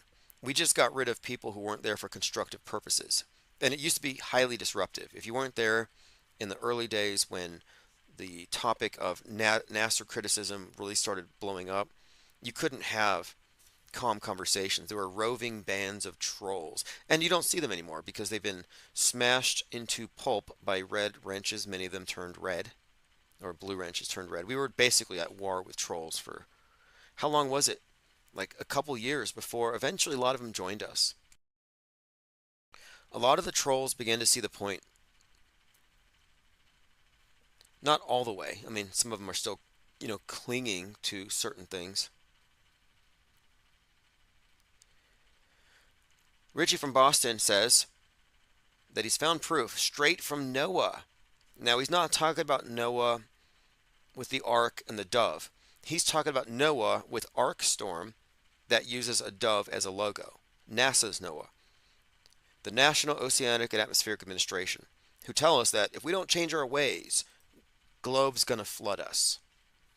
Oh, you can laugh at Noah, but you won't be laughing when the ark doors shut. So this is an example of an old, ancient, archaic myth repurposed and served to the cult of scientism, and they believe it. This is ironic. the people who don't believe in God, who laugh at your silly Noah's Ark myth, they laugh at the Speaker of the House, Mike Johnson, because he believes there were dinosaurs on the Ark. Like, it's funny that he believes in the Ark. It's funnier he believes there were dinosaurs on the Ark. And if there were dinos on the Ark, where are they today? They would have survived, right? Did they not procreate while they were at sea for 40 days? What did they do with their time? But what's funny is the people who laugh at that, oh, arks are funny, God flooding us, oh, that's funny, that's Sunday school stuff. They believe in their new flood myth more than normal Christians believe in the ancient flood myth. Like they take this one literally. So you have the myth literalists in the myths of scientism laughing at the people who look at myths as myths. Like, nobody really believes in Noah's Ark, like, literally. But people believe in climate change, literally. And I'm saying these are identical, they're interchangeable. One of them represents the progressive, new utopian view of the world, and the other is from the more traditional view, based on the old school fake news. Commenter says, I have not seen any of the so-called elites. Maybe they all have gone. Well, you wouldn't know. Like, oh, George Soros, Elon Musk. Like, who are the elite? When we talk about this group a lot, and maybe it's useful to point it out that we don't know. You can't point to any ethnicity, any country. All we can point to is the infrastructure of mass mind control, which would operate the same no matter who's in control. Could be Satan himself. He's the director of this thing. We're seeing everything through his viewfinder. Or it could just be a department of NASA that has central control over worldview. But the elite are the entrenched powers that write history, that always have, that have final editorial control, and that ostensibly control media. But it would be who controls government, because it transcends media. It's bigger than who owns the media. Like I said earlier, media, academia, entertainment, these are all just subcategories of just mind control itself. Even government is mostly just a mind control illusion. There's no real power for you in it. Think about it. Every single politician believes in the fake moon landing. Every single politician will walk the party line when it comes to the official worldview approved for history. And one of my contentions here is that we live in a news-bent reality, and many characters we can point to, like Donald Trump, for example, yeah, he lives, he breathes. There's a real person there. However, he's a reality TV show actor, and he's living out a role that was already created. He's in a very important historical role as a historical personage, but he's not rogue. He's not a loose cannon. He's not doing his own thing. He's in a Truman Show, but voluntarily. He's not tricked. He's insulated, sure, but he's in a reality TV show acting out history that will go down in the books. Like, what I'm saying is, they do have a great deal of control over our reality because they write our history as we go. I mean, what is history but media going back in time? And Nulfo says, well, there is an ethnicity that controls both government and media. Well, that would be the red herring. Because if you fall for that explanation, you will fall short of seeing the big picture. Like, oh, well, this little group controls government and media. Well, you could say that, and you might find a lot of content to reinforce it, but then you miss the bigger control, which is bigger than any one group. And the people who fall for that fall for everything else, meaning they don't know the news is fake. That's why I don't even platform or talk to or spend any time talking to people who think they figured it all out, and it's like, oh, we can blame it all on this group. This group did 9/11. I'm mad at them. You're mad at Israel for doing 9/11. 9/11 was a bad movie. So you're mad at them for a bad movie, or you're mad at them for blood. You think they killed 3,000 people. Because if you think they killed 3,000 people, you are in the MSM box, and your opinions are invalid.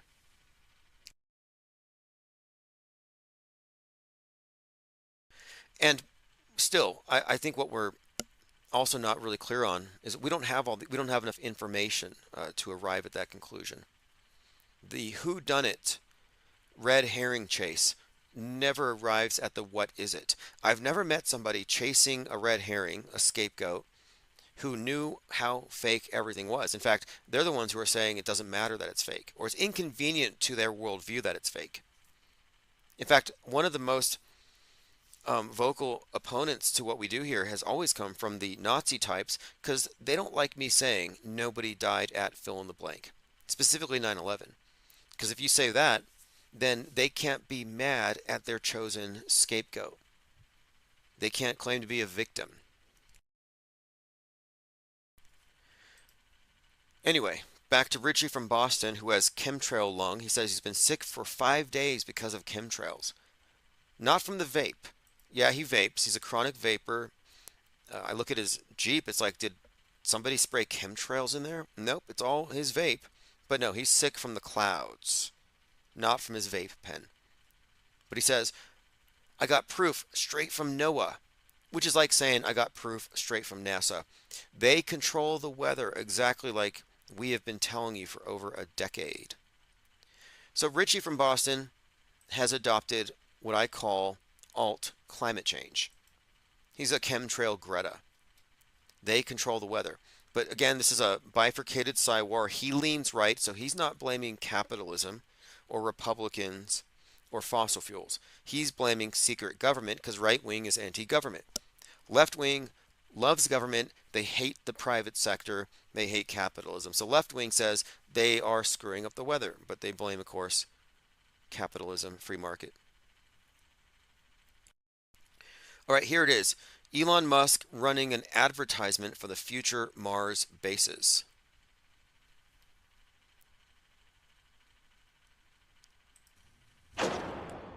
Hello there. I'm here to show you a wonderful place. A veritable Camelot of the nuclear age. Not made by God Almighty, but the working man. You can be a hero by purchasing a residence in a Vault-Tec vault today. Because if the worst should happen tomorrow, the world is going to need you to build a better day after.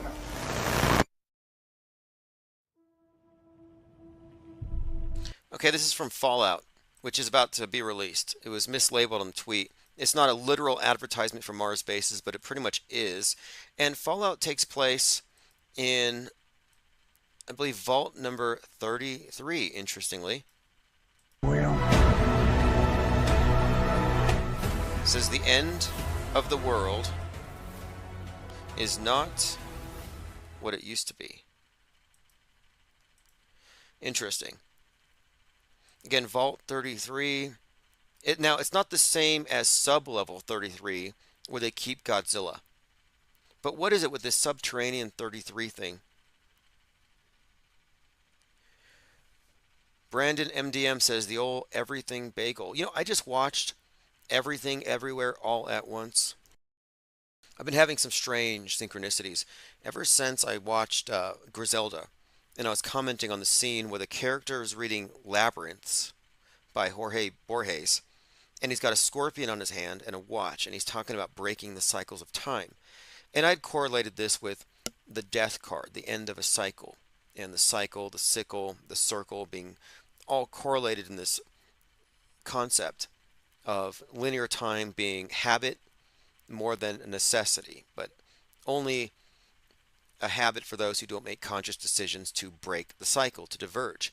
And the book Labyrinths that the character was reading delves into this idea that the decisions that you make create an entirely new reality. Like we're not in one reality that we're all just sharing, but that every choice is a different turn in this labyrinth. It's an interesting concept. So I'm talking about this, and then somebody said, you got to read this book, Reality Transurfing, which is this philosophical book on choices and probability and about intentionality and synchronicity. Things I've been kind of connecting here. I've been suggesting here that synchronicity itself suggests that we are in a cybernetic system, that we're like bats using echolocation, that our intentionality projected into the future, into the potential, has that whatever we're thinking about, if you have any kind of meaningful correlation or synchronistic event, you could consider that feedback in this sense. So I've been discussing these things, and someone says, you got to watch Everything Everywhere All at Once, which I did, and it's a crazy movie, but it lives up to its title. But it really delves into this idea of the choices that we make and the splintering of reality. But it suggests that these different realities all exist concurrently. And this is kind of what I've been arriving at lately. I've been saying that I don't believe in the universe in the sense that it's described to us. Like we have the rear view, mirror view of it, and then we have our future concepts of what it could be. But I'm not entirely convinced that it exists until we experience it.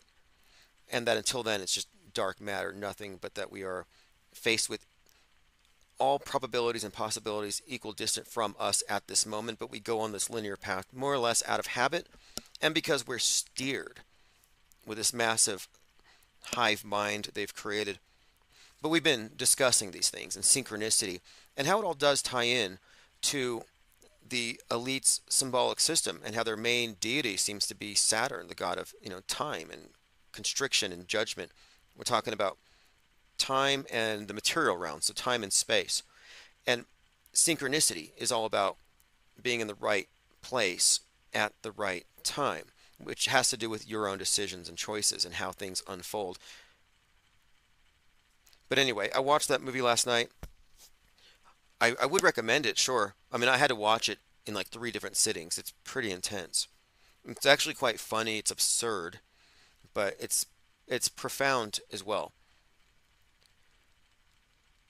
Mango Penguin says, great movie. Well, here's another point about it, though, because I mentioned when I was talking about this last week, I mentioned the movie Free Guy about NPCs in a simulation. And the free guy begins to wake up when he begins to make choices, even meaningless choices. Like instead of wearing this suit, he's going to wear this one that looks the exact same, but it's further down the closet. Instead of turning left, he's going to turn right. So he starts breaking his pattern. And the more he breaks his pattern and exercises will, intentionality, the more reality opens up to him. And he enters into a reality quite unlike his programmed one. Like the Truman Show, breaking out of the Truman Show. Well, what was the prison there? It wasn't physical bars, it was habit. Habitually going along with the program, listening to the lies, not going outside of that echo chamber. So Free Guy was about exercising free will to break free of this false paradigm. Truman Show was the same thing. The false man became a Truman. And in the movie Everything Everywhere All at Once, in order to access improbabilities, the characters would have to do really strange things, like absurd things. To get out of a tight situation, one had to give herself 4 paper cuts because the probability of getting 4 paper cuts is just so minute that it opened up this access point to access this other timeline. And that sounds absurd, but it's really no different than sorcery, magic, lucky charms, crossing the fingers, all these irrational things. And in the movie, they make the point about the less sense it makes, the better. And it's because you're breaking from the conscious mind, the left brain stranglehold over reality and accessing not the solar of the conscious mind, but the lunar side, the unconscious, the lunacy. And this is all part of alchemy anyway, the worldview of having the solar and the lunar, the 2 aspects of the mind, and how in order to do magic, one has to delve into the dark. So this movie had some correlation, I think, between basic concepts of probability manipulation through what we would call magic, sorcery. Fascinating stuff. Dewis in Paris says, we'll have to watch that movie, my kind of thing. Yeah, it's really incredible. It really is. I was really I mean, look, it has some parts in there I couldn't even describe to you without sounding insane, but it definitely follows the title very well. Isabel N says synchros are an extraordinary to get your attention. Dwayne Garrett says chaos magic in a sense. Yeah, the premise behind chaos magic, as really, I think the group is called the IoT, the Illuminatis of Thanateros. They separated magical traditions from the mythologies, from the Judeo-Christian framework, and just went to the fundamentals. Like, what are these so-called magicians doing in order to in their view, change or influence reality. And when you break it down to the fundamentals, the techniques, it seems like everything has to do with, according to the theories behind chaos magic, distracting what it calls the psychic sensor. Your sense of things as they are, your worldview that's more or less cemented, the way you see things out of habit, and how do you break that? And it suggests you break that through what you would consider to be ritual or other means. Sigil magic, for example, all presupposes that you can send a message to your higher self that isn't bound by time space, that can give you access to these improbable realities. But the only way to get that message in is to bypass this filter that maintains order. So to access the chaos, how do you bypass it? And there's a whole list of techniques or practices from, like yoga, meditation, but most of these involve altering one's consciousness. Mizell says it'd be fun to have a movie night. Yeah, I always thought we used to actually do that. We used to watch a few movies, but it's very useful to watch these movies critically and see what you can extract from them. Like, I happen to enjoy the propaganda. Knowing what it is, it doesn't detract from my enjoyment of it from the level of aesthetics. I mean, these actors are good, the art is good, the music, it's all really good, but it's all just obviously it has a higher purpose, or whatever you want to call it, an ulterior purpose. Thirst super chat $9.99. Appreciate that very much. Thank you for keeping the gas in the tank. Duis in Paris says ties into the concept of us being given their mind. Maybe the left side of our brain is there, used to co-opt our creative right brain. Yeah, I happen to think that much of the programming, especially when it comes to archetypal symbolism, colors, a lot of the stuff bypasses our conscious recognition, and we wouldn't be able to focus on it all. We would go crazy. Like the Truman Show, when I watched that, it was kind of a paradigm shift for me, because I realized that there's a layer of meaning to movies that you couldn't possibly expect the general ticket buyer to pick up on.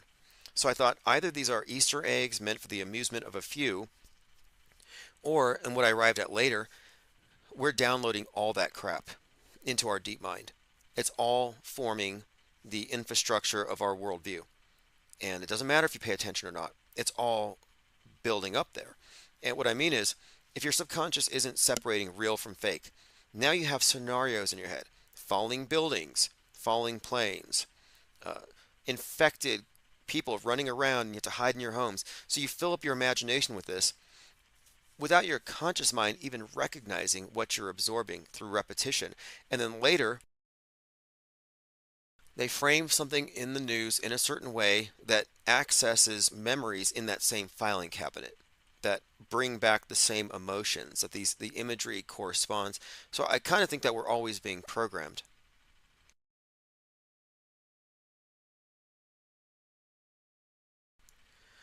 All right, and look, and I've looked into hoodoo, folk magic, various varieties of it from around the world. I've always found it to be very interesting.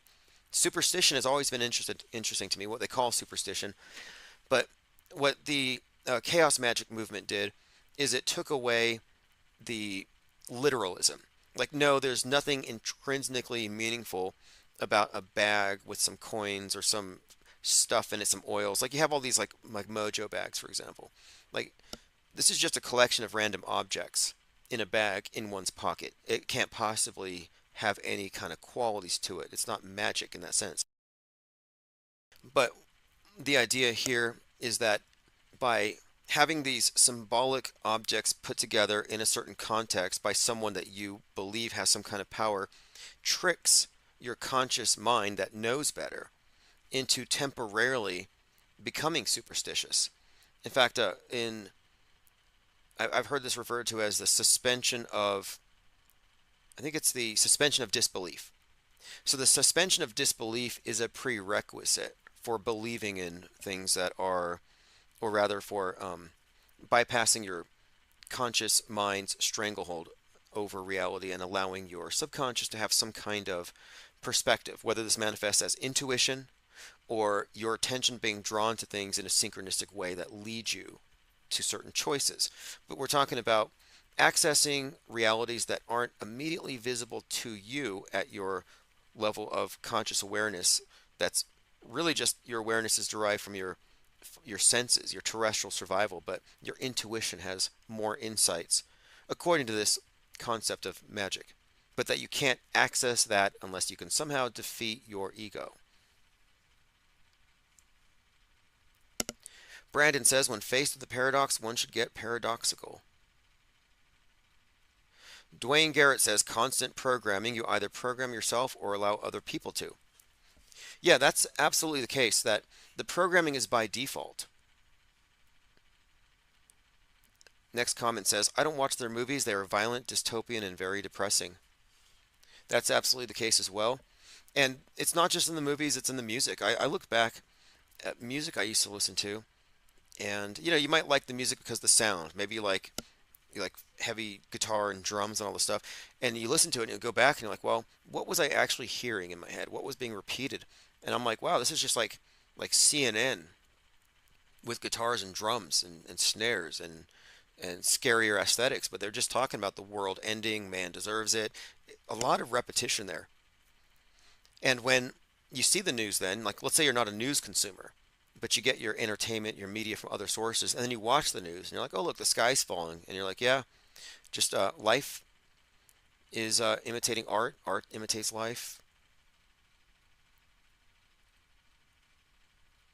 But I don't really feel like it influences me. I'm too optimistic. I don't believe necessarily that even the worst projections they give us are going to manifest as such, even though we may internally accept it. I mean, I go outside, I enjoy the skies. I think it's beautiful. I like the long plumes of ice, the condensed ice, the condensation, the contrails. But then others go out and they want to mask up and put on PPE and wear an umbrella and start carrying a sign saying the end is near, genocide, they're poisoning us, we're all going to die. I'm like, well, look, we're experiencing the same skies, but you're having a stress attack. I'm feeling aesthetic arrest. Like psychosomatically, you're killing yourself. You're giving yourself chemtrail lung.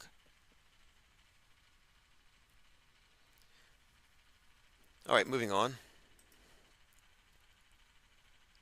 Here's another example. This is Fight the Flat Earth gloating. Today has been a bad day to be a flat earther. You guys can deny reality as long as you want. It's not going to stop coming. More and more space flights, moon base on the way. Becoming an interplanetary species. You dumbasses can stay in the dark ages. We don't want you with us anyway.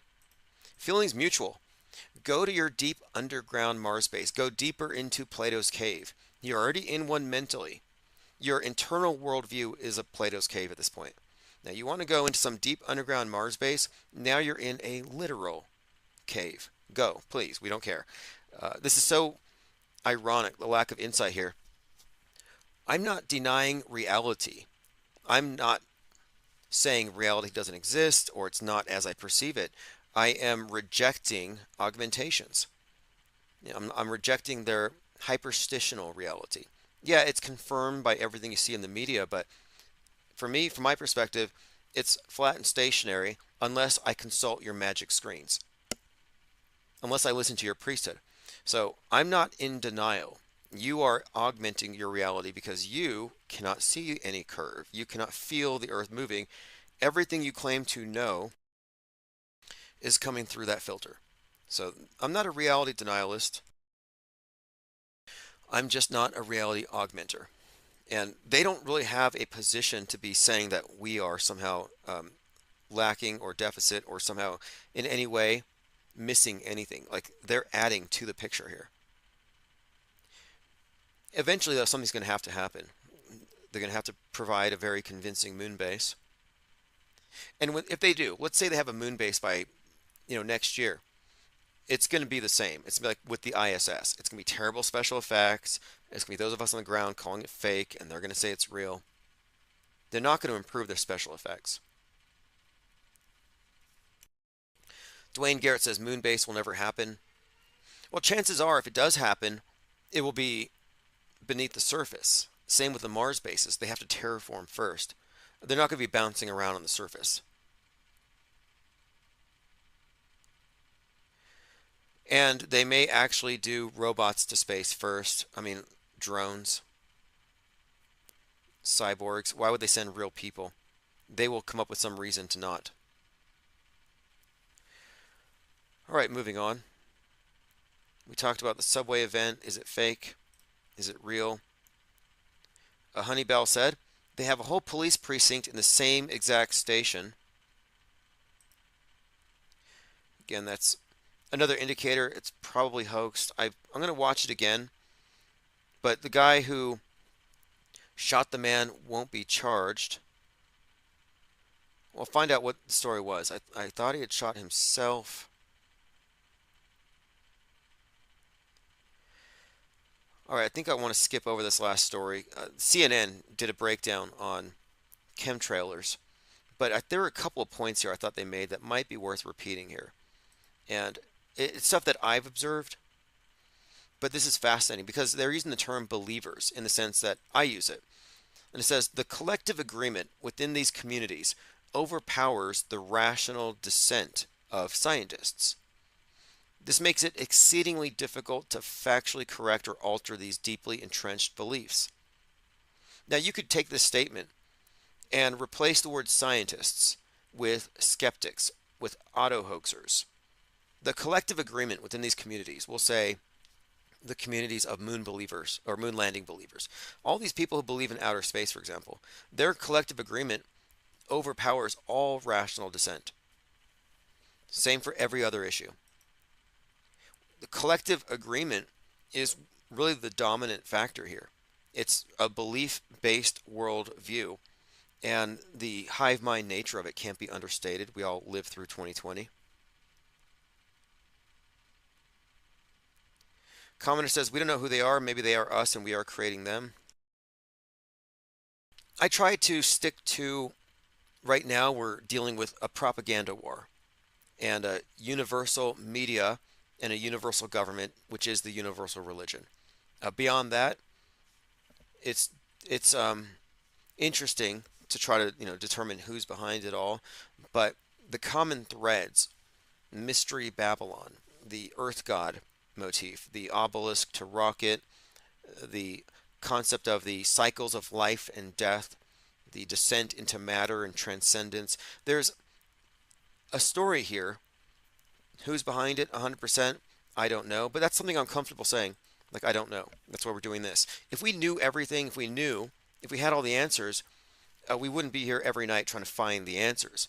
We're not smugly sitting atop of a bunch of explanations handed to us by the lying media and lazily just accepting what they've told us. No, we're actually doing the work of questioning, suspending judgment, and taking responsibility for those questions and finding the answers and recognizing the boundaries between knowledge and belief, and not claiming to know things that we can merely conjecture about. Like, this is really the most honest place in the world right now, if you ask me. Because the other people who know what we know are part of the lie world order's infrastructure. The people on this side of the screen are the deceivers, the operatives, at various levels of awareness, but they're all doing so in bad faith for the purposes of manipulation and mind control.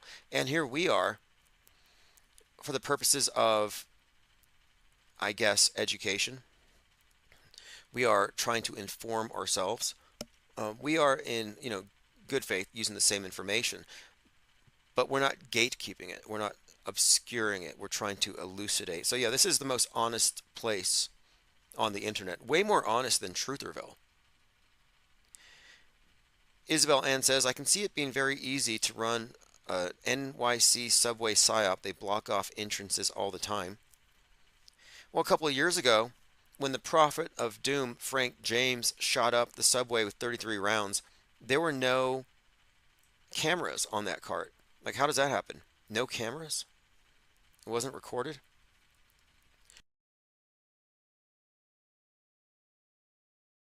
There's a link in chat if you want to join the Parallel Media community on X. Again, we are outside of the alt media, which is controlled. We are in the parallel media, new terrain, outside of their control, outside of the bounds of their controlled opposition, they consider this area to be toxic. They won't come out here. And we need to continue to move out this way, further and further away from Trutherville, so we can see that those with 1 foot in Trutherville and 1 foot stepping into skepticism are going to have to make the choice. Are you going to stay in the matrix, or are you going to step outside the box? My objective is to get 10,000 of us on the same sheet before the election. And I think we can make that happen. All right, this has been great. This is Where's the Curve? I'll see you all in Folded.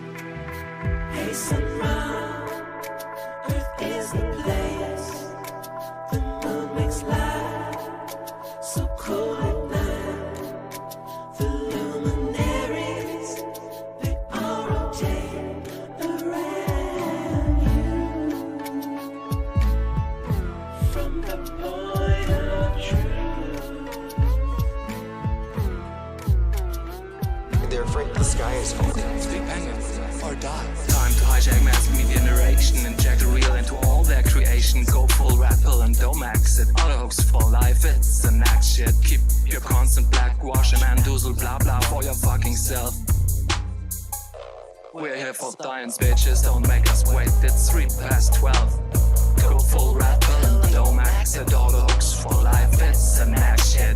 It's time to speak banging or die. We don't want to discriminate, not against nations, orientations, religious groups or races. But if you want to fight us searching for truth, we'll rip the skin off your faces. We meant it well with you, but we're losing our patience. Go full rappel and don't max it, all the hooks for life, it's an action. It's time to speak, banging or die. You fail to communicate on every level of cognition. Your dreams lack the expressed need for exploration. With you, it's all just narration. You're entirely unable to represent us in mass media. You may think you're safe, but we see ya. Go for rap, pull and don't max it. All the hooks for life, it's a next shit. No speak, banging or die. Speak, banging or fucking die. And go die already. Go for rap, pull and don't max it. All the hooks for life. Time to hijack mass media narrations, inject real into all their creations. Go full rappel and don't exit all hoax for life. It's an action. Keep your constant blackwash and mandoozle blah blah for your fucking self. We're here for the science, bitches, don't make us wait, it's 12. Go full rappel and don't max it, hoax for life, it's an action. It's time to speak banging or die.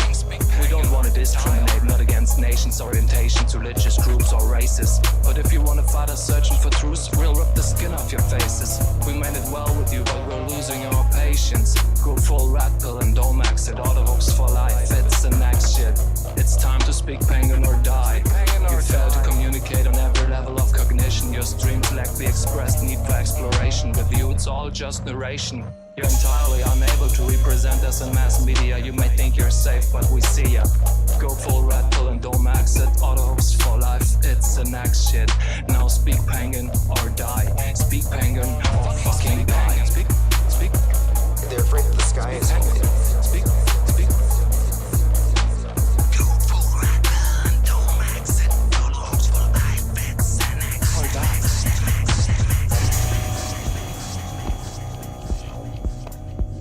They're inferring a whole lot from photos.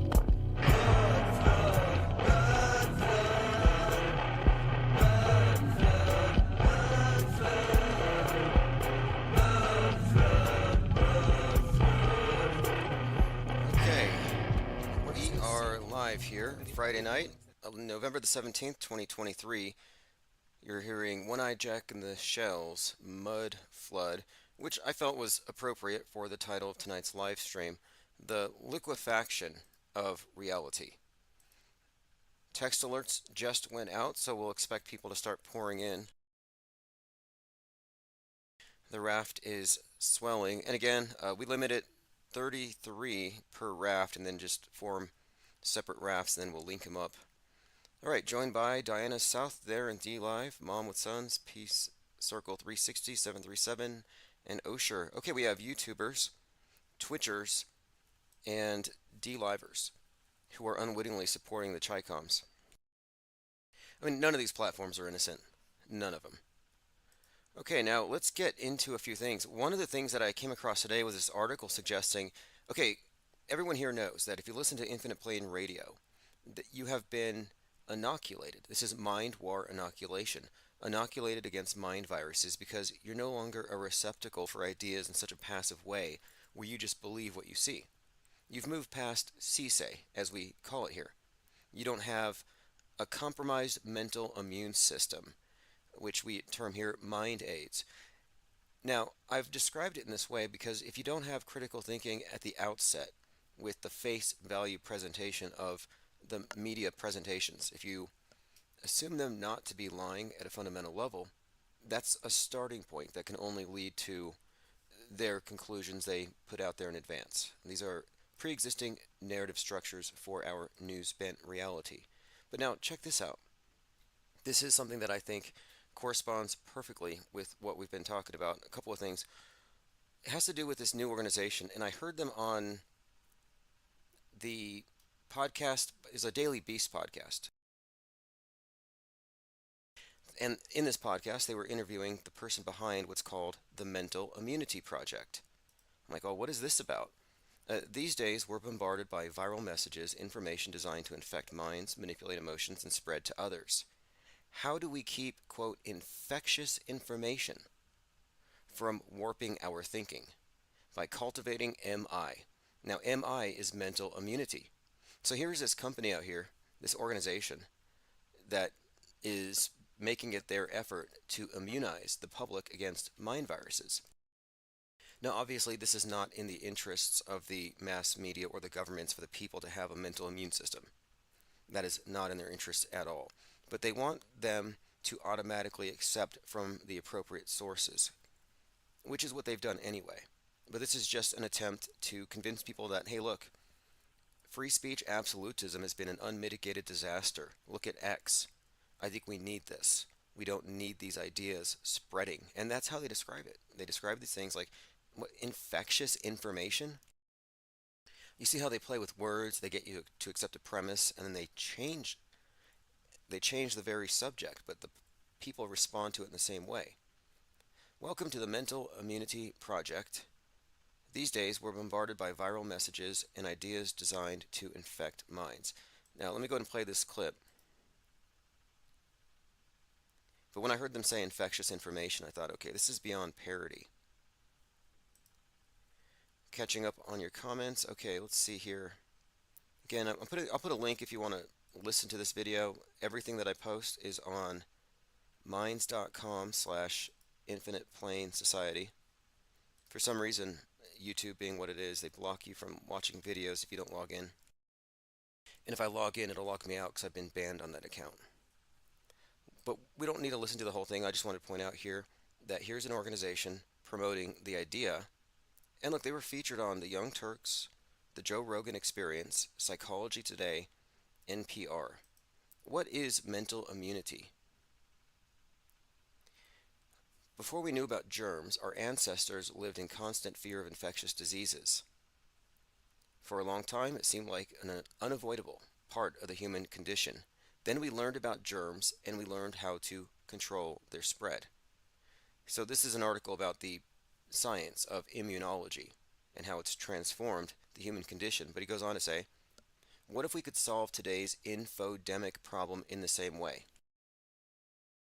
Why not afford our minds the same protection we afford our bodies? What if we help everyone boost their immunity to quote viral information? Imagine the world we could build if mis and disinformation weren't constantly warping our worldviews and setting us at odds. And what we're seeing right now with Israel and Palestine is part of this. The propaganda on both sides, the heated rhetoric, it's meant to look like a huge problem that needs to be solved. Elon Musk is being pointed out as the bad guy in all of this. I don't know if you've noticed, but I think IBM pulled ads because he's basically a critical Jew theorist. You know, far right blame Israel and Jews for everything. Far left blame whites for everything and systemic racism.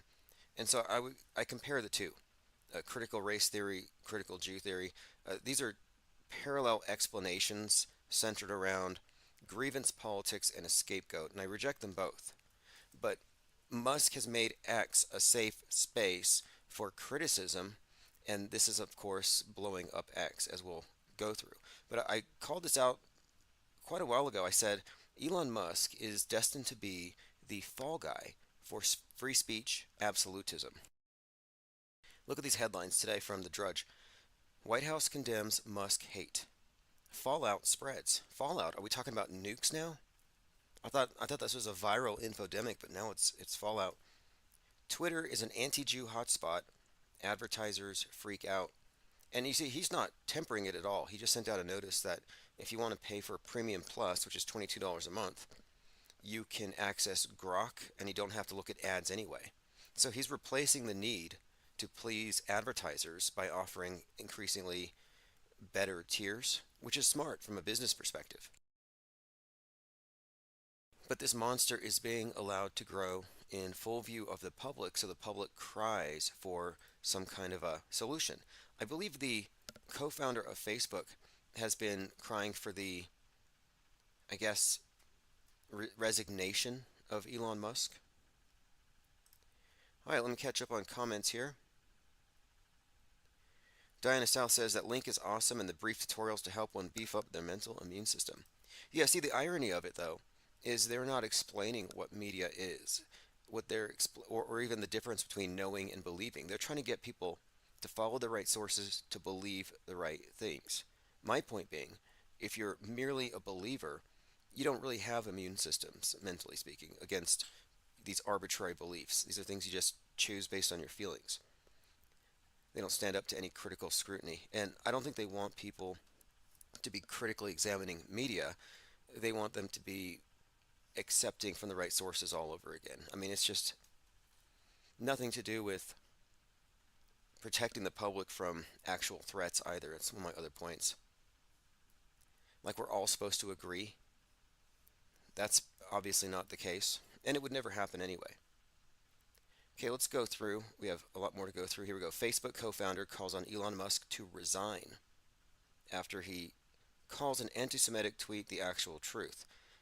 And what he refers to here is somebody pointed out something about Israel and Palestine, and Musk tweeted his agreement with the tweet itself. And since he was, here it is. This is the artist formerly known as Eric Breaking Bat tweeted, "Okay, Jewish communities have been pushing the exact kind of dialectical hatred against whites they claim to want people to stop using against them. I'm deeply disinterested in giving the tiniest esh now about Western Jewish populations coming to the, and Musk says, you have said the actual truth. And this is what I mean. This is true.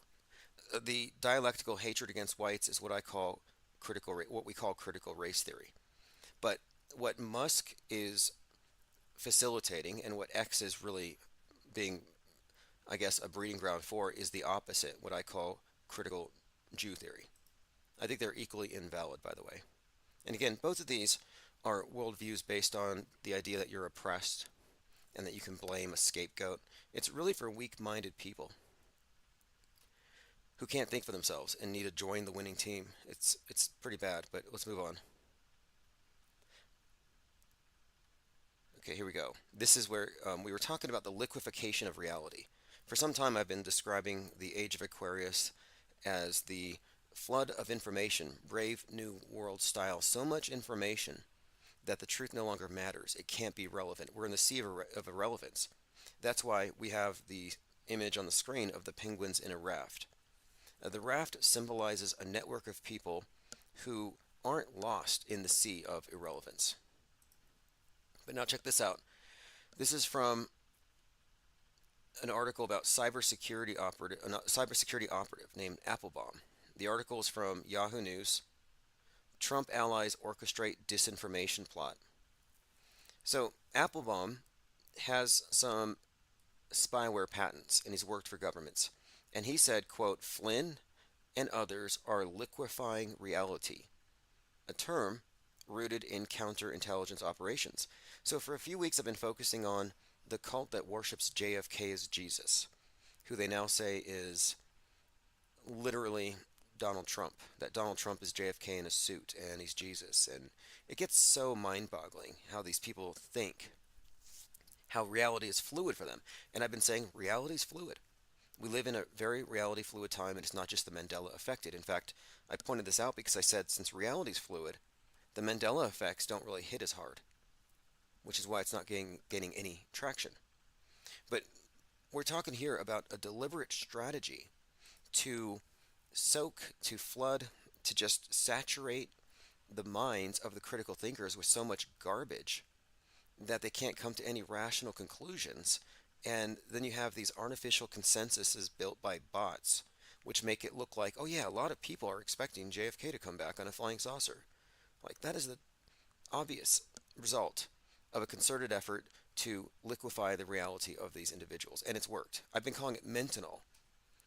Like that's what's the real problem here. It's the mentanol flood. Now, again, he goes on to say, this is Applebaum. This is an article, again, from Yahoo.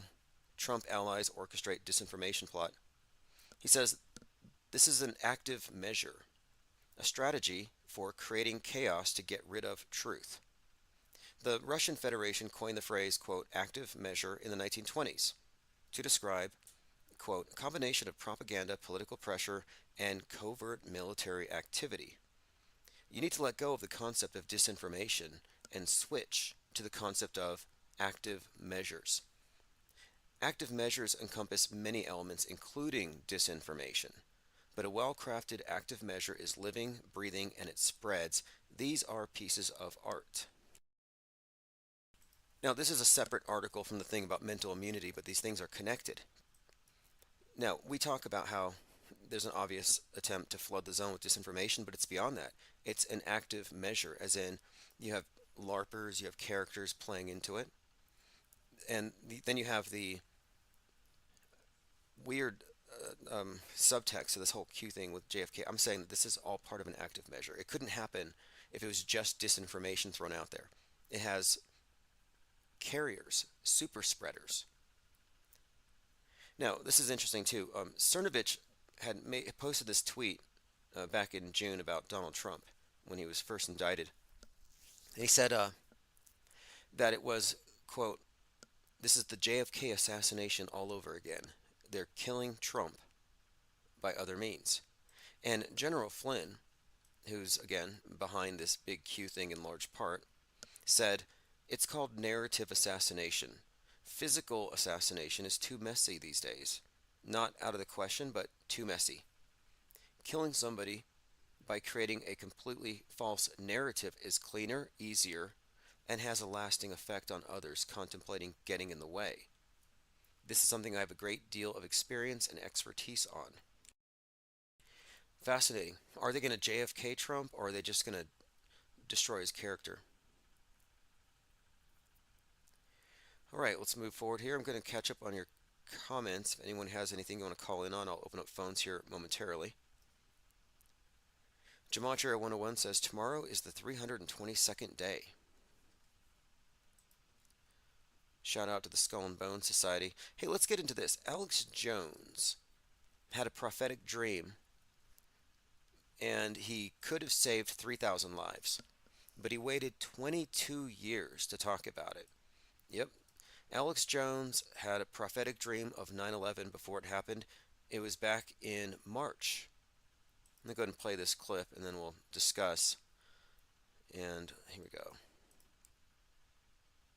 I began to have a recurring dream in March of 20. Okay, wait. It was a recurring dream, so it wasn't like one dream.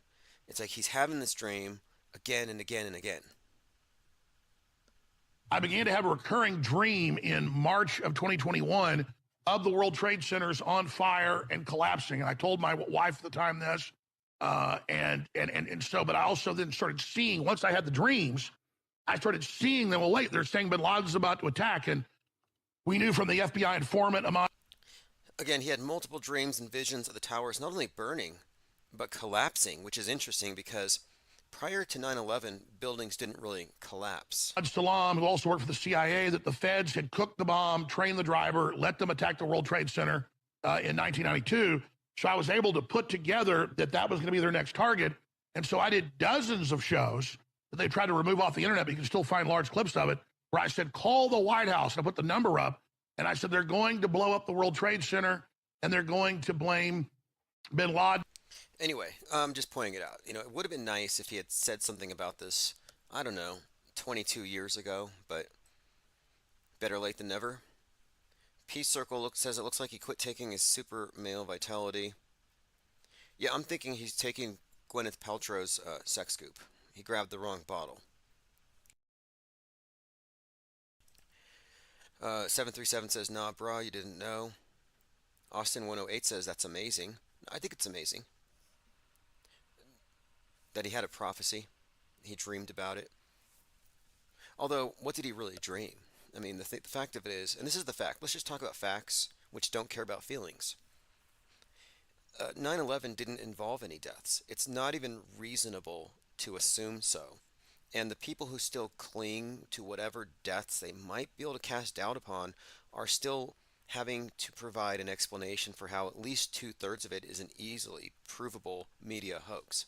I mean, all of it is, but some people have a hard time letting go of the fact that we have been propagandized in a psychological warfare operation, and it's an ongoing one. 9/11 was not something in isolation. And, we can agree to disagree. You can say, well, I believe this was done by, I guess at the time it would have been Islamic space lasers, direct energy weapons, or the Skull and Bone Society used a tactical nuke. You have all these other explanations, and people believe it happened. But what I'm saying is that the facts don't support that. And you're entitled to your own opinions, but not facts. So factually speaking, you would be wrong if you were still maintaining people actually died. And I think we're at the point where we can break away from those demographics of media consumers who are still brainwashed into not understanding what the true role of the media actually is. And that was the big tell for 9/11. And you can't let that go as your starting point. We have this group called Mental Immunity Project, and their whole premise here is based on protecting the public from what they call misinformation. But what they will never confront is that the media is not an objective source. If you think the mass media gives you a window to the world so you could know things happening at a distance, you're wrong. It was and always has been a filter. It was never not a filter. And even the people on there who aren't part of the active measure or part of the psychological operations, insofar as they're teleprompter readers and scripted, they're a part of the big lie world order system. It's actually too big for anybody to see outside of. I think the only reason we got any glimpses at all is because of a few bad actors, crisis actors specifically. The truth wasn't even discernible after 9/11 for many years. You were left with space lasers, or nukes, or skull and bones, or you were left with a myriad of conspiracy rabbit trails and red herrings, but none of them led to the essential truth. It wasn't even knowable unless you were on the inside. So we can never discount the significance of what we actually know when it comes to mass media methodology and what it truly is. Okay, let's continue. G33 says controlled opposition breadcrumbs. Yes, and the breadcrumbs always lead one place. They curve, like news benders, they curve back onto the political horseshoe. And the political horseshoe steers you back into being world stage centric. We says it's not reasonable to say no one was injured in 9/11. Well, actually, it is reasonable because, and if somebody was injured, it wouldn't be reasonable to say it was in any way intentional. Like somebody might have tripped and fell, but it's not even, it would be non sequitur to even bring that up as any kind of refutation into the breakdown of 9/11 pro-offered from this perspective. You wouldn't be able to make that case. You could say maybe somebody tripped and fell, but I'm saying it's non sequitur. Like when they make movies, you have a lot of people involved. Surely somebody's going to trip and fall. Somebody's going to have a sick day. But I'm saying that injuries and death are not an intrinsic part of propaganda films. They're just not. They don't kill people in psyops. They don't kill people in simulated news events. There's no reason to. And the only argument people have left, the death clingers, is an argument from an appeal to their motive. Like, oh, they're so bad, why wouldn't they kill people? And that's not an argument. But the burden of proof is on the mass media to prove the deaths and anybody who supports the mass media claims. So this is one other point. You're not skeptical if your skepticism is in defense of the MSM version of events. Like if you look at the mainstream media version and somebody says they're lying, it's not skeptical to just question the ones calling them liars. Your skepticism has to begin with what they showed you on the screen.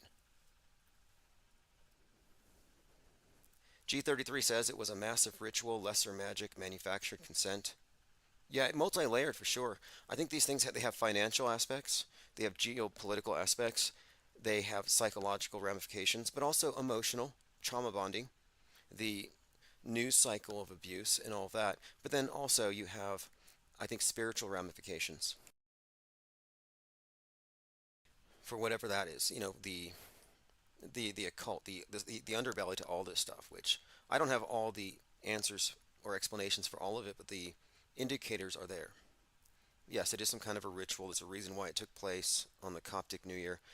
And there's a lot of things that, if you look around, you can see that, we are inundated with rituals that we are outsiders to. I mean, I only found out a couple years ago that New Year's Eve corresponds to the peak of Sirius, which then begins to fall after the midnight hour of New Year's. So it's like the ball drop. You're counting down for the new year. Well, that's Sirius falling, and Sirius is the primary star that the occultists worship, and the Freemasons have a big pentagram in their temples. That it's a reference to this blazing star. Okay, let's see here. I want to read through some comments. We had this video I uploaded it about a week ago called "Can You Spot the Plane? Endeavor's External Tank Falls Away." And I think most of you have seen this, but I'm going to put it up on the screen. And basically, you're supposed to believe, and I think this is purely an optical illusion, you're supposed to believe that you're seeing the perspective from inside of a space shuttle of an external tank falling to the ocean. And I'm saying this is very clever because the fact of it is, and this is given away in a couple of areas, that you're not looking at the Earth from high up above, from 150 miles up with the clouds and then the ocean below. No, you're actually on the ground in the space shuttle, but it's not moving. And you're filming the sky. And that external tank, quote, falling, no, it's a blimp, and it's going up.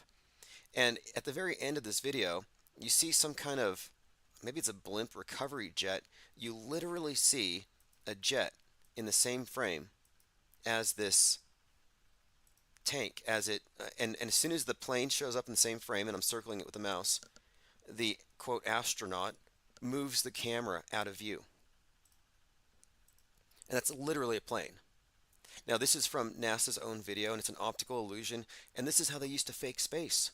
This is one of their tricks. Filming the sky with a curved lens gives you the same effect.